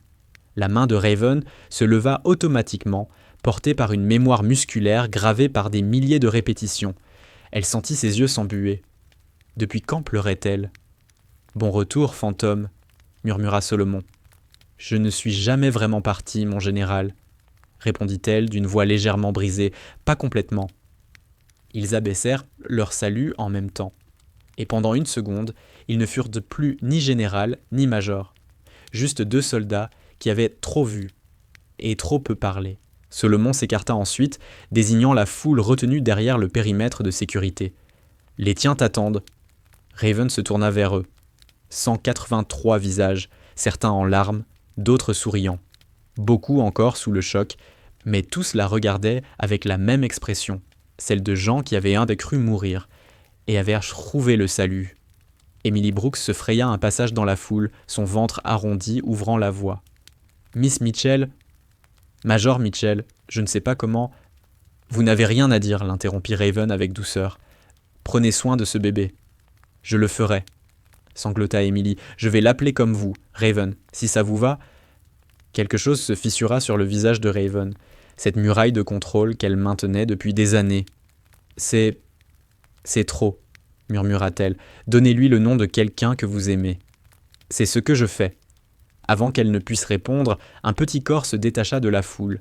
Noah avait échappé à sa mère et se jeta contre la taille de Raven, l'enlaçant de toute légitime force. « T'es une super héroïne, » déclara-t-il fièrement. « Une vraie. » Raven baissa les yeux vers le garçon accroché à elle. Et, l'espace d'un battement de cœur, elle vit un autre enfant, une petite fille à Kandahar, 7 ans, cachée dans un immeuble bombardé pendant que l'escadron de Raven couvrait l'évacuation. La même expression, quand le danger était passé. « Non, » dit-elle doucement, « juste quelqu'un qui se trouvait au bon endroit, au bon moment. Mais t'as sauvé tout le monde. J'ai fait ce qui devait être fait. » Elle s'agenouilla pour être à sa hauteur et plongea son regard dans le sien. « Et un jour, quand tu seras plus grand, tu feras pareil. Quand quelqu'un aura besoin d'aide et que personne d'autre n'osera, ce sera toi qui avanceras. » Noah hocha gravement la tête, comme s'il acceptait une mission sacrée. Le sénateur Whittaker s'approcha à son tour. L'arrogance avait disparu, remplacée par quelque chose qui ressemblait à de l'humilité. « Major Mitchell, je vous dois des excuses. Ce n'est pas nécessaire, sénateur. Je vous ai traité comme une servante. Je vous ai ordonné d'obéir à des terroristes. Vous aviez peur, coupa-t-elle simplement. Tout le monde avait peur. La peur nous fait parfois dire et faire des choses que nous regrettons. » Whittaker la fixa longuement. « Vous n'aviez pas peur. »« Si, » répondit-elle, « j'étais terrorisée. La différence, c'est que j'ai déjà connu la terreur. Et j'ai appris quoi en faire. La pression médiatique montait. Les caméras se rapprochaient. Les journalistes criaient des questions qui se mêlaient en une rumeur indistincte. « Major Mitchell, est-il vrai que vous êtes une pilote de combat décorée ? Pourquoi étiez-vous hôtesse de l'air ? Comment avez-vous neutralisé 3 hommes armés seuls ?» Raven regarda les objectifs, les micros, cette faim dans les regards. 4 années d'anonymat sur le point de disparaître, 4 années de fuite réduite à néant. Elle avait su que ce moment viendrait. Elle l'avait répété dans 1000 nuits, sans sommeil, mais savoir ne rendait pas les choses plus faciles. Solomon se plaça à ses côtés. « Tu n'es pas obligé de leur parler. »« Je sais. » Elle inspira. « Mais je pense que je dois le faire. » Elle s'avança d'un pas, et le silence se fit. « Je m'appelle Raven Mitchell, » commença-t-elle. « Je suis une ancienne Major de l'United States Air Force. J'ai piloté des F-16 en Syrie et en Afghanistan. J'ai reçu 3 Silver Stars et la Distinguished Flying Cross pour des actions en combat. » Elle marqua une pause. « J'ai pris ma retraite il y a 4 ans. Je suis devenue hôtesse de l'air parce que je voulais continuer à voler, sans avoir à faire de mal à qui que ce soit. » Le silence s'étira. « Aujourd'hui, ça a changé. Aujourd'hui, j'ai fait ce pourquoi j'ai été entraînée, ce que j'espérais ne plus jamais avoir à refaire. » Elle releva le regard. « Je ne suis pas une héroïne. Je suis une personne à qui on a donné certaines compétences et qui les a utilisées quand des innocents étaient en danger. » Un journaliste se projeta vers l'avant. « Major Mitchell, certains affirment que vous avez neutralisé 3 hommes armés seuls en moins de 10 secondes. Est-ce vrai ?» Raven le fixa. Et, pour la première fois depuis des années, un très léger sourire passa sur son visage. « Non, » répondit-elle calmement. « Ce n'est pas la bonne question. » La foule retint son souffle. « Les détails précis figureront dans le rapport du FBI, » répondit Claire avec calme. « Ce qui compte, c'est que toutes les personnes à bord de ce vol rentrent chez elles ce soir. »« Et les preneurs d'otages !» cria quelqu'un. « Qu'est-ce qui va leur arriver ? C'est à la justice d'en décider, pas à moi. » Une autre voix s'éleva. « Allez-vous retourner dans l'armée de l'air ?» Claire hésita. Elle sentit le regard du général Solomon posé sur elle, sentit le poids de la question derrière la question. « Je ne sais pas, » dit-elle finalement. « Pour l'instant, j'aimerais juste me laver et dormir un peu. Le reste peut attendre. » Elle tourna le dos aux caméras. Solomon se plaça naturellement à ses côtés et ils s'éloignèrent ensemble. « C'était bien géré, » murmura-t-il. « J'ai eu de l'entraînement. Les journalistes vont fouiller, ils vont tout ressortir. La Syrie, l'Afghanistan, les opérations classifiées. Je sais que certains dossiers sont encore scellés. Ils ne le resteront pas longtemps. » Solomon s'arrêta net, l'obligeant à s'arrêter à son tour. « Claire, que s'est-il vraiment passé dans cet avion ? » Pas la version pour la presse, la vraie. Elle le regarda, vraiment, et vit la question cachée derrière la question. 3 hommes ont tenté de détourner un vol avec 183 innocents à bord, répondit-elle lentement. Ils ont menacé une femme enceinte, ils ont frappé la mère d'un enfant, ils ont pointé une arme sur un vétéran. Sa voix se durcit. Ils ont fait l'erreur de penser que j'étais sans défense. Et je leur ai montré qu'ils se trompaient. Solomon hocha lentement la tête. C'est bien ce que je pensais. Il reprit sa marche, la guidant vers un véhicule militaire qui attendait à l'écart. Tu sais, après ta démission, j'ai essayé de te retrouver. Nous avons tous essayé. Tes anciens coéquipiers, l'état-major à l'anglais, tous ceux qui se souvenaient de ce que tu avais fait lors du raid de Damas. Je ne voulais pas qu'on me trouve. J'avais compris. Il lui ouvrit la portière. La question est, veux-tu être retrouvé maintenant ? Claire s'immobilisa, un pied déjà dans le véhicule. Qu'est-ce que vous voulez dire ? Le visage de Solomon resta parfaitement neutre. Il y a quelque chose dont je dois te parler. Quelque chose qui ne peut pas attendre, mais pas ici. Pas sous l'œil des caméras. Quel genre de chose ? Il la fixa droit dans les yeux. Le genre de chose qui explique pourquoi 3 opérateurs hautement entraînés ont par hasard choisi ton vol pour un détournement. Les mots la frappèrent comme un coup de poing. La main de Claire se crispa sur le montant de la portière. Qu'est-ce que vous insinuez ? Que nous traquons, depuis 18 mois, un réseau extrêmement dangereux, un réseau qui s'intéresse de très près à certains anciens militaires. Il marqua une pause. Des profils comme le tien. L'air sembla se figer autour d'eux. « Montez dans le véhicule, Major, » dit-il doucement. « Nous avons beaucoup de choses à nous dire. » Claire obéit. La portière se referma, l'isolant du tumulte, des caméras, des cris. Mais même dans le silence feutré de l'habitacle, elle sentait la vérité pressée contre elle. La vérité qu'elle fuyait depuis 4 ans. Le passé n'en avait pas fini avec elle. Il ne faisait que commencer. Le véhicule militaire s'éloigna du tarmac, laissant derrière lui les flashs et les journalistes. À l'intérieur, le silence était si dense qu'on aurait pu le trancher. Claire faisait face à Solomon. Son uniforme déchiré et ensanglanté jurait avec la perfection de son uniforme de parade.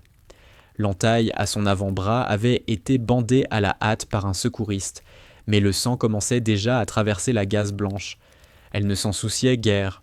« Parlez », dit-elle simplement. Solomon ouvrit sa mallette et en sortit un dossier cartonné, à l'ancienne, le genre qu'on n'ose pas confier à un système informatique. Il le posa entre eux. Il y a 18 mois, nous avons commencé à recenser une série d'incidents impliquant d'anciens membres des forces spéciales. Assassinats, enlèvements, tentatives de recrutement, tous visant des individus aux compétences très spécifiques. Quel genre de compétences ?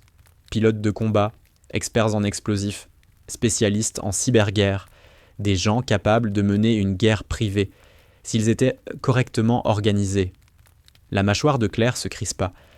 Et vous pensez que le détournement d'aujourd'hui est lié à ça ? Je n'en pense rien. J'en suis certain. Solomon ouvrit le dossier. À l'intérieur, une photo. Mason Cole, l'homme qu'il avait projeté au sol quelques heures plus tôt. Son vrai nom est Victor Clove, ancien Spetsnaz, renvoyé pour brutalité excessive. Depuis 3 ans, il travaille comme contractuel pour une organisation que nous appelons le Réseau. Nom très original. Ce n'est pas nous qui l'avons choisi, c'est eux. Il sortit une autre image, un symbole, un loup stylisé, tracé en noir, un seul œil rouge. Le sang de Claire se glaça. « Ghost Wolf », murmura-t-elle. Solomon acquiesça lentement. « Alors tu te souviens ? Ce souvenir, comment aurait-elle pu oublier ? Ce symbole hantait ses cauchemars depuis 4 ans. Depuis le jour où le F-16 de son ailier avait explosé au-dessus du désert syrien, abattu par un missile solaire qui n'aurait jamais dû se trouver dans cette zone. Ghost Wolf était l'indicatif de l'homme qui avait fourni ce missile. Nous pensions qu'il avait été éliminé lors de la frappe suivante, poursuivit Solomon. Nous avions tort. À quel point ? Il est vivant, et il construit quelque chose. Il la regarda gravement. Une organisation. Un réseau composé d'anciens militaires issus d'une 12aine de pays. Et il y a 6 mois, nous avons intercepté des communications indiquant qu'il s'intéressait particulièrement à toi. Le véhicule passa sur une bosse. Claire se stabilisa instinctivement, sans y penser. Son esprit tournait à plein régime, analysant les implications plus vite que Solomon ne pouvait parler. Le passé qu'elle avait tenté d'enterrer venait de la rattraper, et cette fois, il ne demandait pas la permission. Ce détournement n'était pas un hasard, dit-elle. Il savait que je serais sur ce vol. C'est aussi notre analyse, répondit Solomon. Il voulait te capturer, ou te tuer, ou te tester. Sa voix était grave. Voir de quoi tu étais réellement capable. Vérifier si les histoires sur Nightwolf étaient vraies. Raven laissa échapper un rire sec, sans la moindre trace d'humour. Eh bien, maintenant ils savent. Oui, maintenant ils savent. Il referma le dossier. Ce qui m'amène à la suite. Tu veux que je revienne, c'est ça ? Ce n'était pas une question. Solomon soutint son regard. L'armée de l'air n'a pas besoin d'un pilote de plus, Claire. Des pilotes, nous en avons à l'appel. Ce qu'il nous faut, c'est quelqu'un capable d'entrer dans ce réseau. Quelqu'un que Ghost Wolf connaît déjà. Quelqu'un qui l'intéresse personnellement. Vous voulez que je serve d'appât. Je veux que tu sois la solution. Il se pencha vers elle, la voix plus basse, plus intense. Il y a 4 ans, tu as quitté le service parce que tu n'as pas supporté ce qui est arrivé au lieutenant Sarah Chen. Je l'ai compris. Je l'ai respecté. Il marqua une pause. Mais Sarah n'est pas morte pour que tu passes le reste de ta vie à servir des boissons à 10 000 mètres d'altitude. Le nom frappa Raven comme un coup dans la poitrine. Sarah, son ailier, sa meilleure amie, celle qui avait encaissé un missile destiné à l'appareil de Raven, celle qui était morte en hurlant à la radio pendant que Raven tournait au-dessus du désert, impuissante. « Ne faites pas ça, » dit Raven, d'une voix dangereusement calme. « N'utilisez pas son nom pour me manipuler. Je ne te manipule pas. Je te dis la vérité. » Le ton de Solomon s'adoucit. Ghost Wolf a tué Sarah. Il est toujours en liberté. Et maintenant, il construit une armée. Il la fixa droit dans les yeux. Tu peux encore t'en aller, retourner à ton appartement, à ton anonymat, à ta petite vie soigneusement contrôlée, ou tu peux nous aider à l'arrêter. Le véhicule ralentit, bifurquant vers ce qui ressemblait à un aérodrome privé aux abords de Seattle. À travers les vitres teintées, Raven aperçut un avion de transport militaire immobile sur la piste. « Où est-ce qu'on va ?» L'anglais, pour un débriefing complet. Solomon hésita, puis ajouta « Et pour rencontrer des gens qui attendent de te revoir depuis très longtemps. » Raven regarda l'avion, puis le dossier, puis ses propres mains, encore tachées de sang. 4 années à fuir, 4 années à se cacher. Et tout l'avait menée ici, face à un choix qu'elle évitait depuis le jour où elle avait vu l'appareil de Sarah spiraler vers le désert. « Une condition, dit-elle enfin. Dis-moi, quand on trouvera Ghost Wolf, quand on le coincera enfin, c'est moi qui m'en chargerai, pas une frappe de drone, pas une équipe spéciale, moi. » Solomon la dévisagea longuement. « Ce n'est pas notre mode opératoire habituel. Alors changez votre mode opératoire. » Sa voix était dure. « Sarah était mon ailier, sa mort est ma responsabilité, sa justice est mon droit. » Le général resta silencieux pendant ce qui sembla une éternité. Puis, lentement, il acquiesça. « D'accord. » Raven ouvrit la portière et posa le pied sur le tarmac. Le vent fouetta son visage, apportant avec lui l'odeur du kérosène. Et quelque chose d'autre. La possibilité. Derrière elle, Solomon sortit du véhicule, le dossier sous le bras. « Une dernière chose, dit-il. » Elle se retourna. « Bienvenue à nouveau en guerre, Night Wolf. » Les mots résonnèrent en elle tandis qu'elle marchait vers l'avion. Les mêmes mots qui allaient définir le prochain chapitre de sa vie. Peut-être le dernier, mais ça, ce serait une autre histoire. Pour l'instant, il n'y avait que l'appareil, la mission et le fantôme d'une amie qui méritait justice. Claire Donovan monta les marches sans se retourner. 3 semaines plus tard, le monde était passé à autre chose. Le détournement du vol American Airlines 782 avait occupé l'actualité pendant environ 72 heures, avant d'être remplacé par un scandale politique, un divorce de célébrité et la litanie habituelle des tragédies humaines. Les passagers avaient repris leur vie, le traumatisme digéré à coups de thérapie, de dîners familiaux et de ce lent travail de reconstruction que personne ne voit. Mais certaines histoires ne s'arrêtent pas quand les caméras s'éteignent. Dans une salle de conférence d'un site tenu secret en Virginie, Claire Donovan faisait face à un panel de responsables du renseignement qui la questionnaient depuis près de 6 heures. Son uniforme était neuf, un bleu impeccable, les feuilles de chêne d'un major sur les épaules, mais son regard portait le même poids que depuis la Syrie. « Laissez-moi vérifier que j'ai bien compris », dit le représentant de la CIA. Un homme mince, lunettes fines, avec l'air perpétuellement sceptique de quelqu'un qui a trop souvent entendu des mensonges. Vous proposez que nous vous infiltrions dans l'organisation de Ghost Wolf comme désertrice. Une ancienne pilote déchue, amère, en quête de vengeance contre le pays qui l'a abandonnée. Exactement. Et vous pensez qu'il vous acceptera après que vous avez démantelé son opération de détournement et fait arrêter 3 de ses hommes. Je pense qu'il sera intrigué. La voix de Raven était calme, posée. Ghost Wolf ne raisonne pas comme un agent classique. Il n'est pas motivé par l'argent ou l'idéologie. Il est motivé par l'excellence, par la recherche de personnes dignes de son attention. Et vous pensez en être digne ? Je pense que je viens de le prouver. Le représentant de la CIA échangea un regard avec ses collègues, NSA, DIA et une demi-douzaine d'autres agences aux acronymes que Raven avait cessé d'essayer de mémoriser depuis longtemps. Et, dans ce silence lourd, une chose était claire. La guerre qu'elle avait cru quitter venait seulement de commencer. « Le risque est considérable », déclara le général Solomon depuis le fond de la salle. Si Ghost Wolf soupçonne qu'elle est une taupe, il la tuera lentement. Et il lui arrachera chaque information qu'elle possède sur nos opérations avant de le faire. « J'en ai conscience », répondit Raven calmement.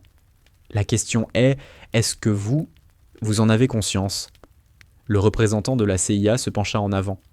Parce que vu d'ici, cela ressemble moins à une opération stratégique qu'à une vendetta personnelle. Raven soutint son regard sans ciller. Le lieutenant Sarah Chen a été mon ailier pendant 3 ans. Elle m'a sauvé la vie à 2 reprises. Et elle est morte parce que Ghost Wolf voulait envoyer un message, que personne n'était à l'abri, que la supériorité aérienne américaine était une illusion, qu'il pouvait atteindre qui il voulait, quand il le voulait. Elle marqua une pause, laissant les mots s'imprimer. Alors oui, c'est personnel. Mais personnel ne veut pas dire irrationnel. Son ton resta parfaitement maîtrisé. Je veux que Ghost Wolf meure. Mais plus encore, je veux que son réseau s'effondre. Chaque agent qu'il a recruté, chaque arme qu'il a stockée, chaque plan qu'il a élaboré. Je veux que tout soit exposé et détruit. Et si nous refusons ? Demanda quelqu'un.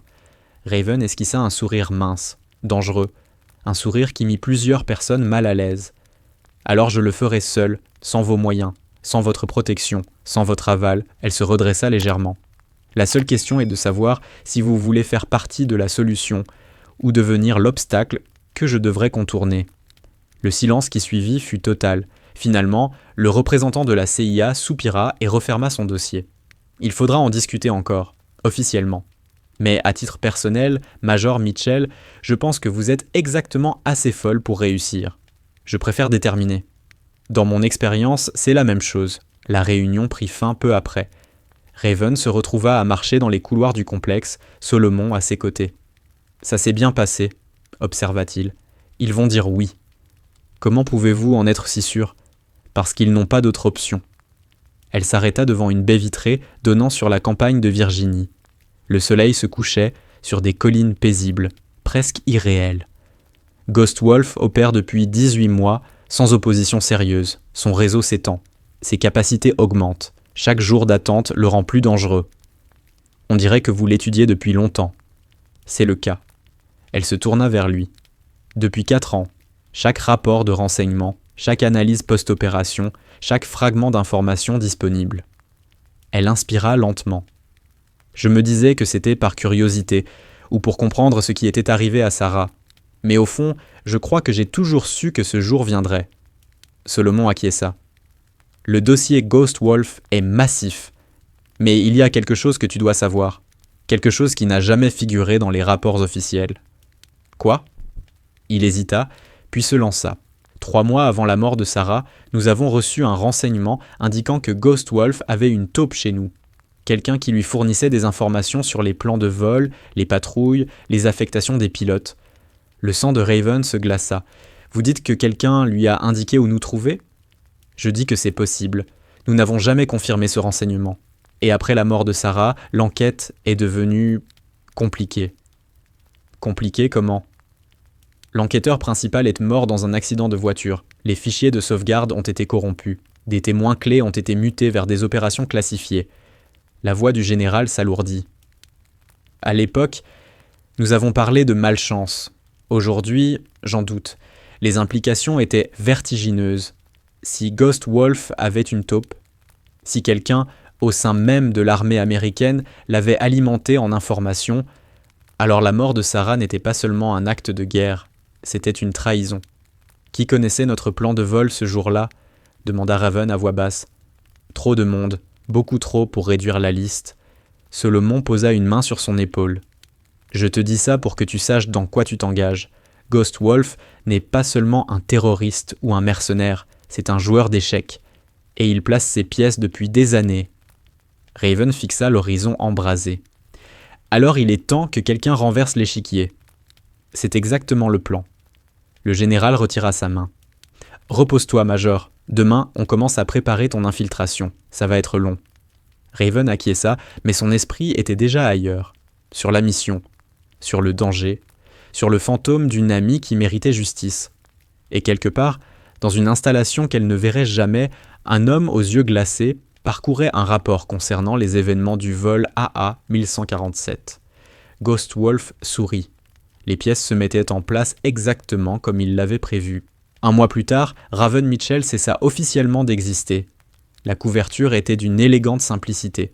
Une pilote de combat décorée, brisée par ses expériences en Syrie, avait sombré psychologiquement après l'incident du détournement. Elle avait été radiée de l'armée de l'air dans des conditions peu honorables. Habilitation de sécurité retirée, réputation détruite par des rumeurs savamment distillées d'instabilité et de mauvaise conduite. La réalité était bien différente. Raven passa 3 semaines dans une installation isolée, soumise à l'entraînement le plus intensif de toute sa carrière. Remise à niveau en combat rapproché, résistance avancée aux interrogatoires, Et surtout, l'art subtil de construire une identité de couverture capable de résister à l'examen de professionnels dont le métier était de détecter le mensonge. Car pour affronter Ghost Wolf, elle allait devoir devenir quelqu'un d'autre. Et cette fois, l'erreur ne serait pas permise. Et puis, par un matin gris d'octobre, elle monta à bord d'un vol commercial à destination de Prague. Le premier pas d'un voyage qui l'entraînerait loin, très loin, dans le monde des ombres où Ghost Wolf régnait. Mais ça, comme on dit, était une autre histoire. Ce qui comptait désormais, c'était ce qui s'était produit après le détournement. Les ondes de choc. Les vies touchées par un seul acte de courage, des vies que Claire Donovan ne connaîtrait jamais vraiment. À Seattle, Emily Brooks donna naissance à une petite fille en parfaite santé le 15 novembre. Elle l'appela Raven, malgré les objections discrètes de la principale intéressée. Chaque année, à la date anniversaire du détournement, Emily envoyait une lettre, à une adresse qui changeait sans cesse, et qui pourtant, toujours, trouvait son destinataire. Les lettres ne recevaient jamais de réponse, mais elles étaient toujours lues. Dans le Montana, le sénateur Thomas Whitaker fit adopter le Mitchell Aviation Security Act, un texte finançant des programmes de formation renforcés pour les équipages civils. La loi passa avec un rare consensus bipartisan. Whitaker ne mentionna jamais son propre comportement à bord de l'avion, ni les exigences, ni le mépris, ni ce moment où il avait prôné la soumission face aux terroristes. Certaines leçons se retiennent en silence. Dans une banlieue de Dallas, un garçon de 8 ans, nommé Noah Parker, commença les arts martiaux. Sa mère ne comprenait pas vraiment cet intérêt soudain, mais elle le soutint. Elle sentait que quelque chose avait changé en lui, là-haut, à 35 000 pieds. Quand on lui demandait pourquoi il voulait apprendre à se battre, Noah répondait toujours la même chose. Pour aider les gens, comme la dame super-héroïne. Le copilote Mark Reynolds, devenu entre-temps commandant de bord, reprit les vols 2 mois après l'incident. Son premier trajet fut un vol de nuit entre Seattle et Dallas. Il passa l'essentiel du temps à penser à la femme qui s'était assise à ses côtés dans le siège du commandant, guidant un avion à travers le chaos avec des mains qui ne tremblaient jamais. Il soumit une recommandation pour qu'elle reçoive la Distinguished Service Medal. La demande fut enregistrée, puis ne donna jamais lieu à quoi que ce soit, probablement englouti dans le même gouffre bureaucratique que l'existence officielle de Claire Donovan. Mais Mark Reynolds connaissait la vérité, et chaque fois qu'il posait un avion, il le faisait avec un salut silencieux pour la femme qui lui avait rappelé à quoi ressemblait le courage. Daniel Harper, le sergent de l'Air Force à la retraite qui avait été le premier à soupçonner la vérité, écrivit un billet de blog sur son expérience. Le texte devint viral en quelques heures. Des millions de lectures, des milliers de commentaires. Il n'y révéla jamais leur conversation. Ce bref échange, à l'écart, pendant que le FBI sécurisait la scène. Quand il lui avait demandé pourquoi elle s'était cachée si longtemps, elle avait répondu « Parce que je voulais aider sans faire de mal. Je pensais pouvoir laisser la violence derrière moi. » Et quand il lui avait demandé « Et maintenant ?» Elle avait souri tristement, de ses yeux gris qu'il jugeait anciens, fatigués d'avoir trop vu. « Maintenant, je sais que certaines violences sont nécessaires, celles qui protègent les innocents, celles qui se dressent entre le mal et ses victimes. J'ai fui cette vérité pendant 4 ans. Je ne peux plus fuir. » Il avait hoché la tête. Il comprenait mieux qu'elle ne l'imaginait. « Est-ce que je te reverrai ?» avait-il demandé. « Probablement pas. » Elle lui avait tendu la main. Une main de guerrière, marquée, calleuse, plus forte qu'elle n'en avait l'air. « Mais si un jour tu reprends l'avion et que quelque chose tourne mal, » avait-elle ajouté, cherche l'hôtesse qui ne panique pas. On ne sait jamais qui veille sur vous. Puis, elle avait disparu, absorbée par les agents fédéraux, les officiers, la mécanique invisible d'un monde que peu de gens soupçonnent. Daniel Harper retourna à sa vie tranquille au Texas, à sa femme, à ses petits-enfants. Il ne parla jamais de cette conversation, mais certaines nuits, sans sommeil, il sortait regarder les étoiles, les feux clignotants des avions traversant l'obscurité. Et il se demandait où elle était, ce qu'elle faisait, et si le monde connaîtrait un jour le véritable prix de la protection qu'elle offrait. La réponse arriva 6 mois plus tard, lors d'un briefing classifié qui ne serait jamais rendu public. Opération Phantom Strike, 17 cellules neutralisées dans 12 pays. Plus de 200 opérateurs tués ou capturés, des milliards d'actifs illégaux saisis, et Ghost Wolf lui-même, retrouvé dans un bunker à l'est de l'Ukraine, une seule balle en plein front, et une note épinglée sur sa poitrine. 2 mots. Pour Sarah, l'identité de l'opératrice responsable ne fut jamais officiellement confirmée. Mais ceux qui savaient, le cercle restreint de professionnels du renseignement ayant suivi l'opération depuis le début, comprirent que la justice avait enfin été rendue. Major Claire Donovan. Indicatif Night Wolf. Elle avait tenu sa promesse. Et quelque part, dans le silence laissé après la guerre, le fantôme d'une amie pouvait enfin reposer en paix. Les détails de ce qui s'était déroulé dans ce bunker restèrent classifiés. Ce que l'on sut, en revanche, c'est que Claire Donovan avait infiltré le cercle intérieur de Ghost Wolf pendant 5 mois, gagnant sa confiance au fil d'opérations toujours plus risquées. Elle avait identifié la taupe responsable de la trahison du plan de vol de Sarah. Un analyste du renseignement de niveau intermédiaire, compromis depuis des années. Elle avait cartographié l'ensemble du réseau, ses sources de financement, ses caches d'armes, ses objectifs stratégiques à long terme. Et lorsque le moment était venu, lorsqu'elle s'était enfin retrouvée face à l'homme qui hantait ses cauchemars depuis 5 ans, elle avait fait ce pourquoi elle avait été formée, ce qu'elle devait faire. L'exfiltration fut propre. 72 heures après l'élimination de Ghost Wolf, Claire était de retour sur le sol américain, soumise au débriefing dans le même centre de Virginie où sa mission avait commencé. Le général Victor Hale l'y attendait. « C'est terminé », dit-elle simplement.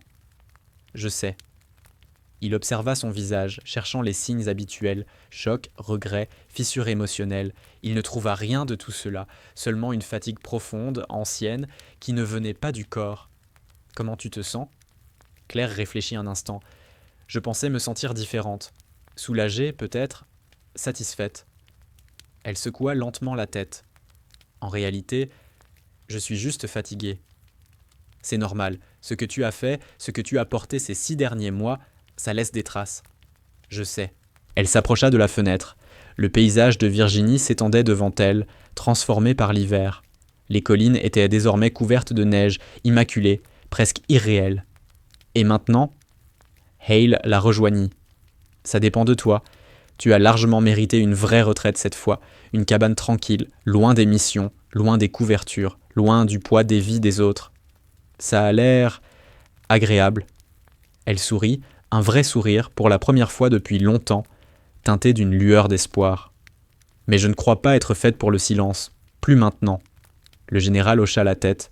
« J'espérais que tu dirais ça. » Il sortit un dossier de sa veste, un nouveau dossier, une nouvelle possibilité. Une situation se développe en mer de Chine méridionale.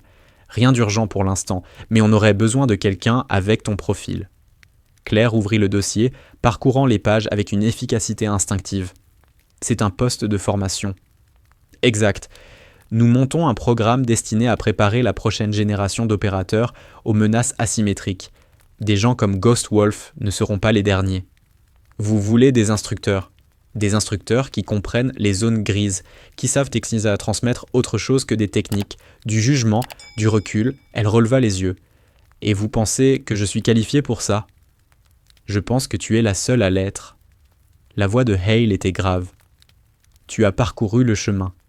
Tu sais ce que ça coûte de tenir et ce que ça coûte de céder. Tu connais le prix de l'action et celui de l'inaction. Claire referma le dossier et le serra contre elle, sentant son poids, non pas comme une charge, mais comme une promesse. « Je peux réfléchir ? Prends le temps qu'il faut. » Il jeta un œil à sa montre, puis ajouta avec un léger sourire « Mais pas trop. Le monde ne devient pas plus sûr. » Il la laissa seule face à la fenêtre. Claire Donovan, major, pilote, opératrice, survivante, repensa au choix qui l'avait menée là. S'engager à 18 ans contre l'avis de son père. Volontaire pour le combat quand elle aurait pu rester en sécurité, partir après la mort de Sarah, revenir quand des innocents avaient été menacés. Chaque décision convergeait vers cet instant précis.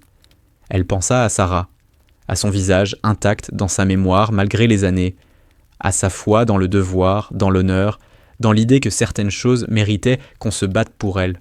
« Je suis toujours là », murmura Claire à son souvenir. « Et je continue.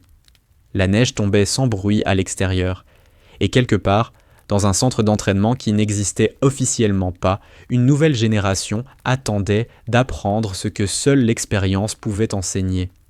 Claire Donovan se détourna de la fenêtre, dossier en main. La guerre était finie. Mais le travail, lui, ne faisait que commencer. 3 mois plus tard, dans un bâtiment anonyme d'un site classifié, Claire se tenait devant sa première promotion. Ils étaient jeunes, à peine plus âgés qu'elle lorsqu'elle était montée pour la première fois dans le cockpit d'un F-16. Confiant, brillant, encore intact, il la regardait avec un mélange de curiosité et de respect, nourri de rumeurs autour de fantômes, sans tout à fait y croire. Elle les laissa la dévisager, puis elle parla. « Vous êtes ici parce que quelqu'un pense que vous avez du potentiel. Peut-être étiez-vous les meilleurs à Annapolis ou à West Point. Peut-être avez-vous un don pour les langues, le combat, la stratégie. Peut-être avez-vous déjà prouvé votre valeur. » Elle marqua une pause, balayant la salle du regard. Mais tout ça n'a aucune importance. Les élèves remuèrent, déstabilisés. Ce qui compte, c'est ce qui vient maintenant. Les compétences que vous allez acquérir ici, le tradecraft, le combat, les outils psychologiques, tout cela n'est que de la mécanique. N'importe qui peut apprendre la mécanique. Elle s'avança vers le premier rang. Ce qu'on ne peut pas enseigner, en revanche, c'est la qualité qui distingue les opérateurs qui survivent de ceux qui disparaissent. Une main se leva. « Laquelle, madame ?» Claire sourit. « La capacité à tout sacrifier. Votre confort, votre sécurité, votre identité, parfois même votre vie pour quelque chose de plus grand que vous. » Elle tourna le regard vers la fenêtre où le soleil descendait lentement derrière les collines. « J'ai passé 4 ans à fuir cette vérité. Je me suis convaincue que je pouvais être normale, que je pouvais laisser le combat à d'autres. Puis, elle leur fit face de nouveau. J'avais tort. Certains d'entre nous sont faits pour ce travail. Certains sont appelés à se tenir entre les innocents et l'obscurité qui les menace. Et si vous êtes assis dans cette salle, c'est que quelqu'un croit que vous pourriez être de ceux-là. » Elle rejoignit le pupitre et ouvrit un dossier. « Aujourd'hui, nous commençons. À la fin de ce programme, la plupart d'entre vous échoueront. » Elle laissa la phrase flotter. « Ce n'est pas une menace, c'est une certitude statistique. Les standards que nous imposons sont les plus élevés au monde. Et ils existent pour une raison. »« Laquelle ?» demanda un autre élève. Claire le fixa. « Vraiment. » Comme elle avait appris à le faire en une fraction de seconde pour évaluer un danger ou une opportunité.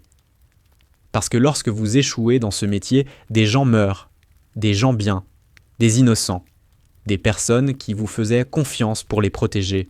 Sa voix se durcit. J'ai tenu des amis pendant qu'ils mouraient.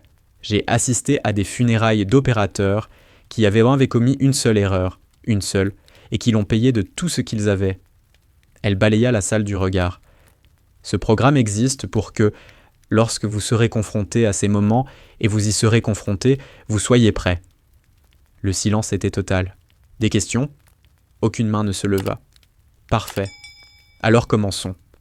Elle ouvrit le dossier et entama la première leçon, transmettant un savoir payé en sang, en sacrifice et en nuits sans sommeil.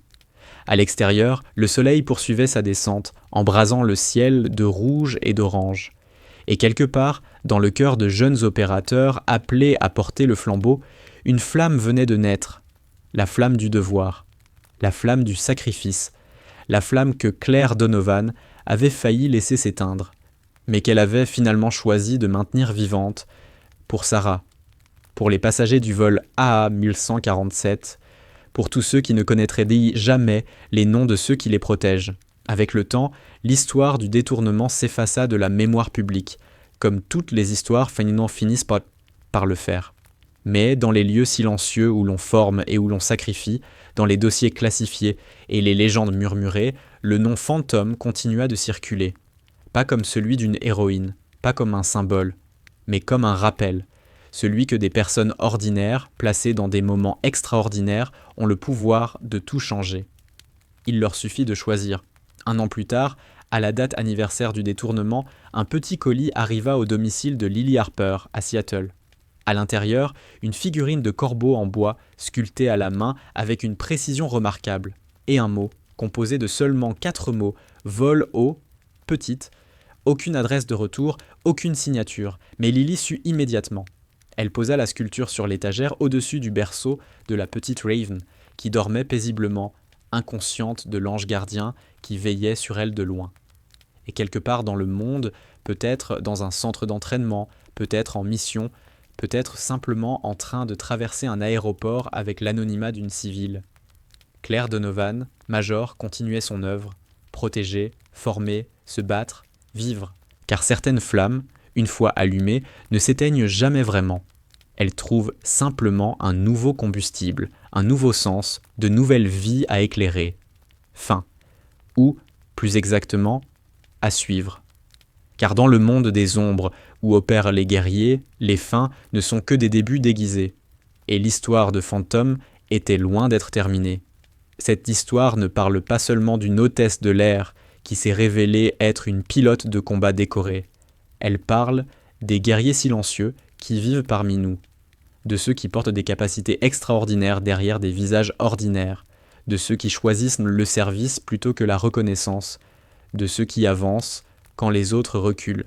Claire Donovan a passé 4 ans à fuir son passé, convaincue qu'elle pouvait échapper à la personne qu'elle avait été formée à devenir. Mais lorsque 183 vies innocentes ont été mises en jeu, elle a compris une vérité universelle. Nous ne pouvons pas fuir ce que nous sommes réellement. Nos dons, notre formation, nos expériences existent pour une raison. Et parfois, cette raison ne se révèle qu'au moment précis où l'on a le plus besoin de nous. La leçon est simple, mais profonde. Ne sous-estimez jamais quelqu'un sur son apparence. Le concierge peut être un vétéran, le serveur, un érudit, la personne silencieuse au fond de la pièce, celle qui vous sauvera la vie. Traitez chacun avec respect, car vous ne savez jamais dans quelle histoire vous êtes en train d'entrer. Et surtout, souvenez-vous de ceci. Cacher sa lumière ne protège personne. Cela ne fait que retarder l'instant inévitable où il faudra, enfin, briller.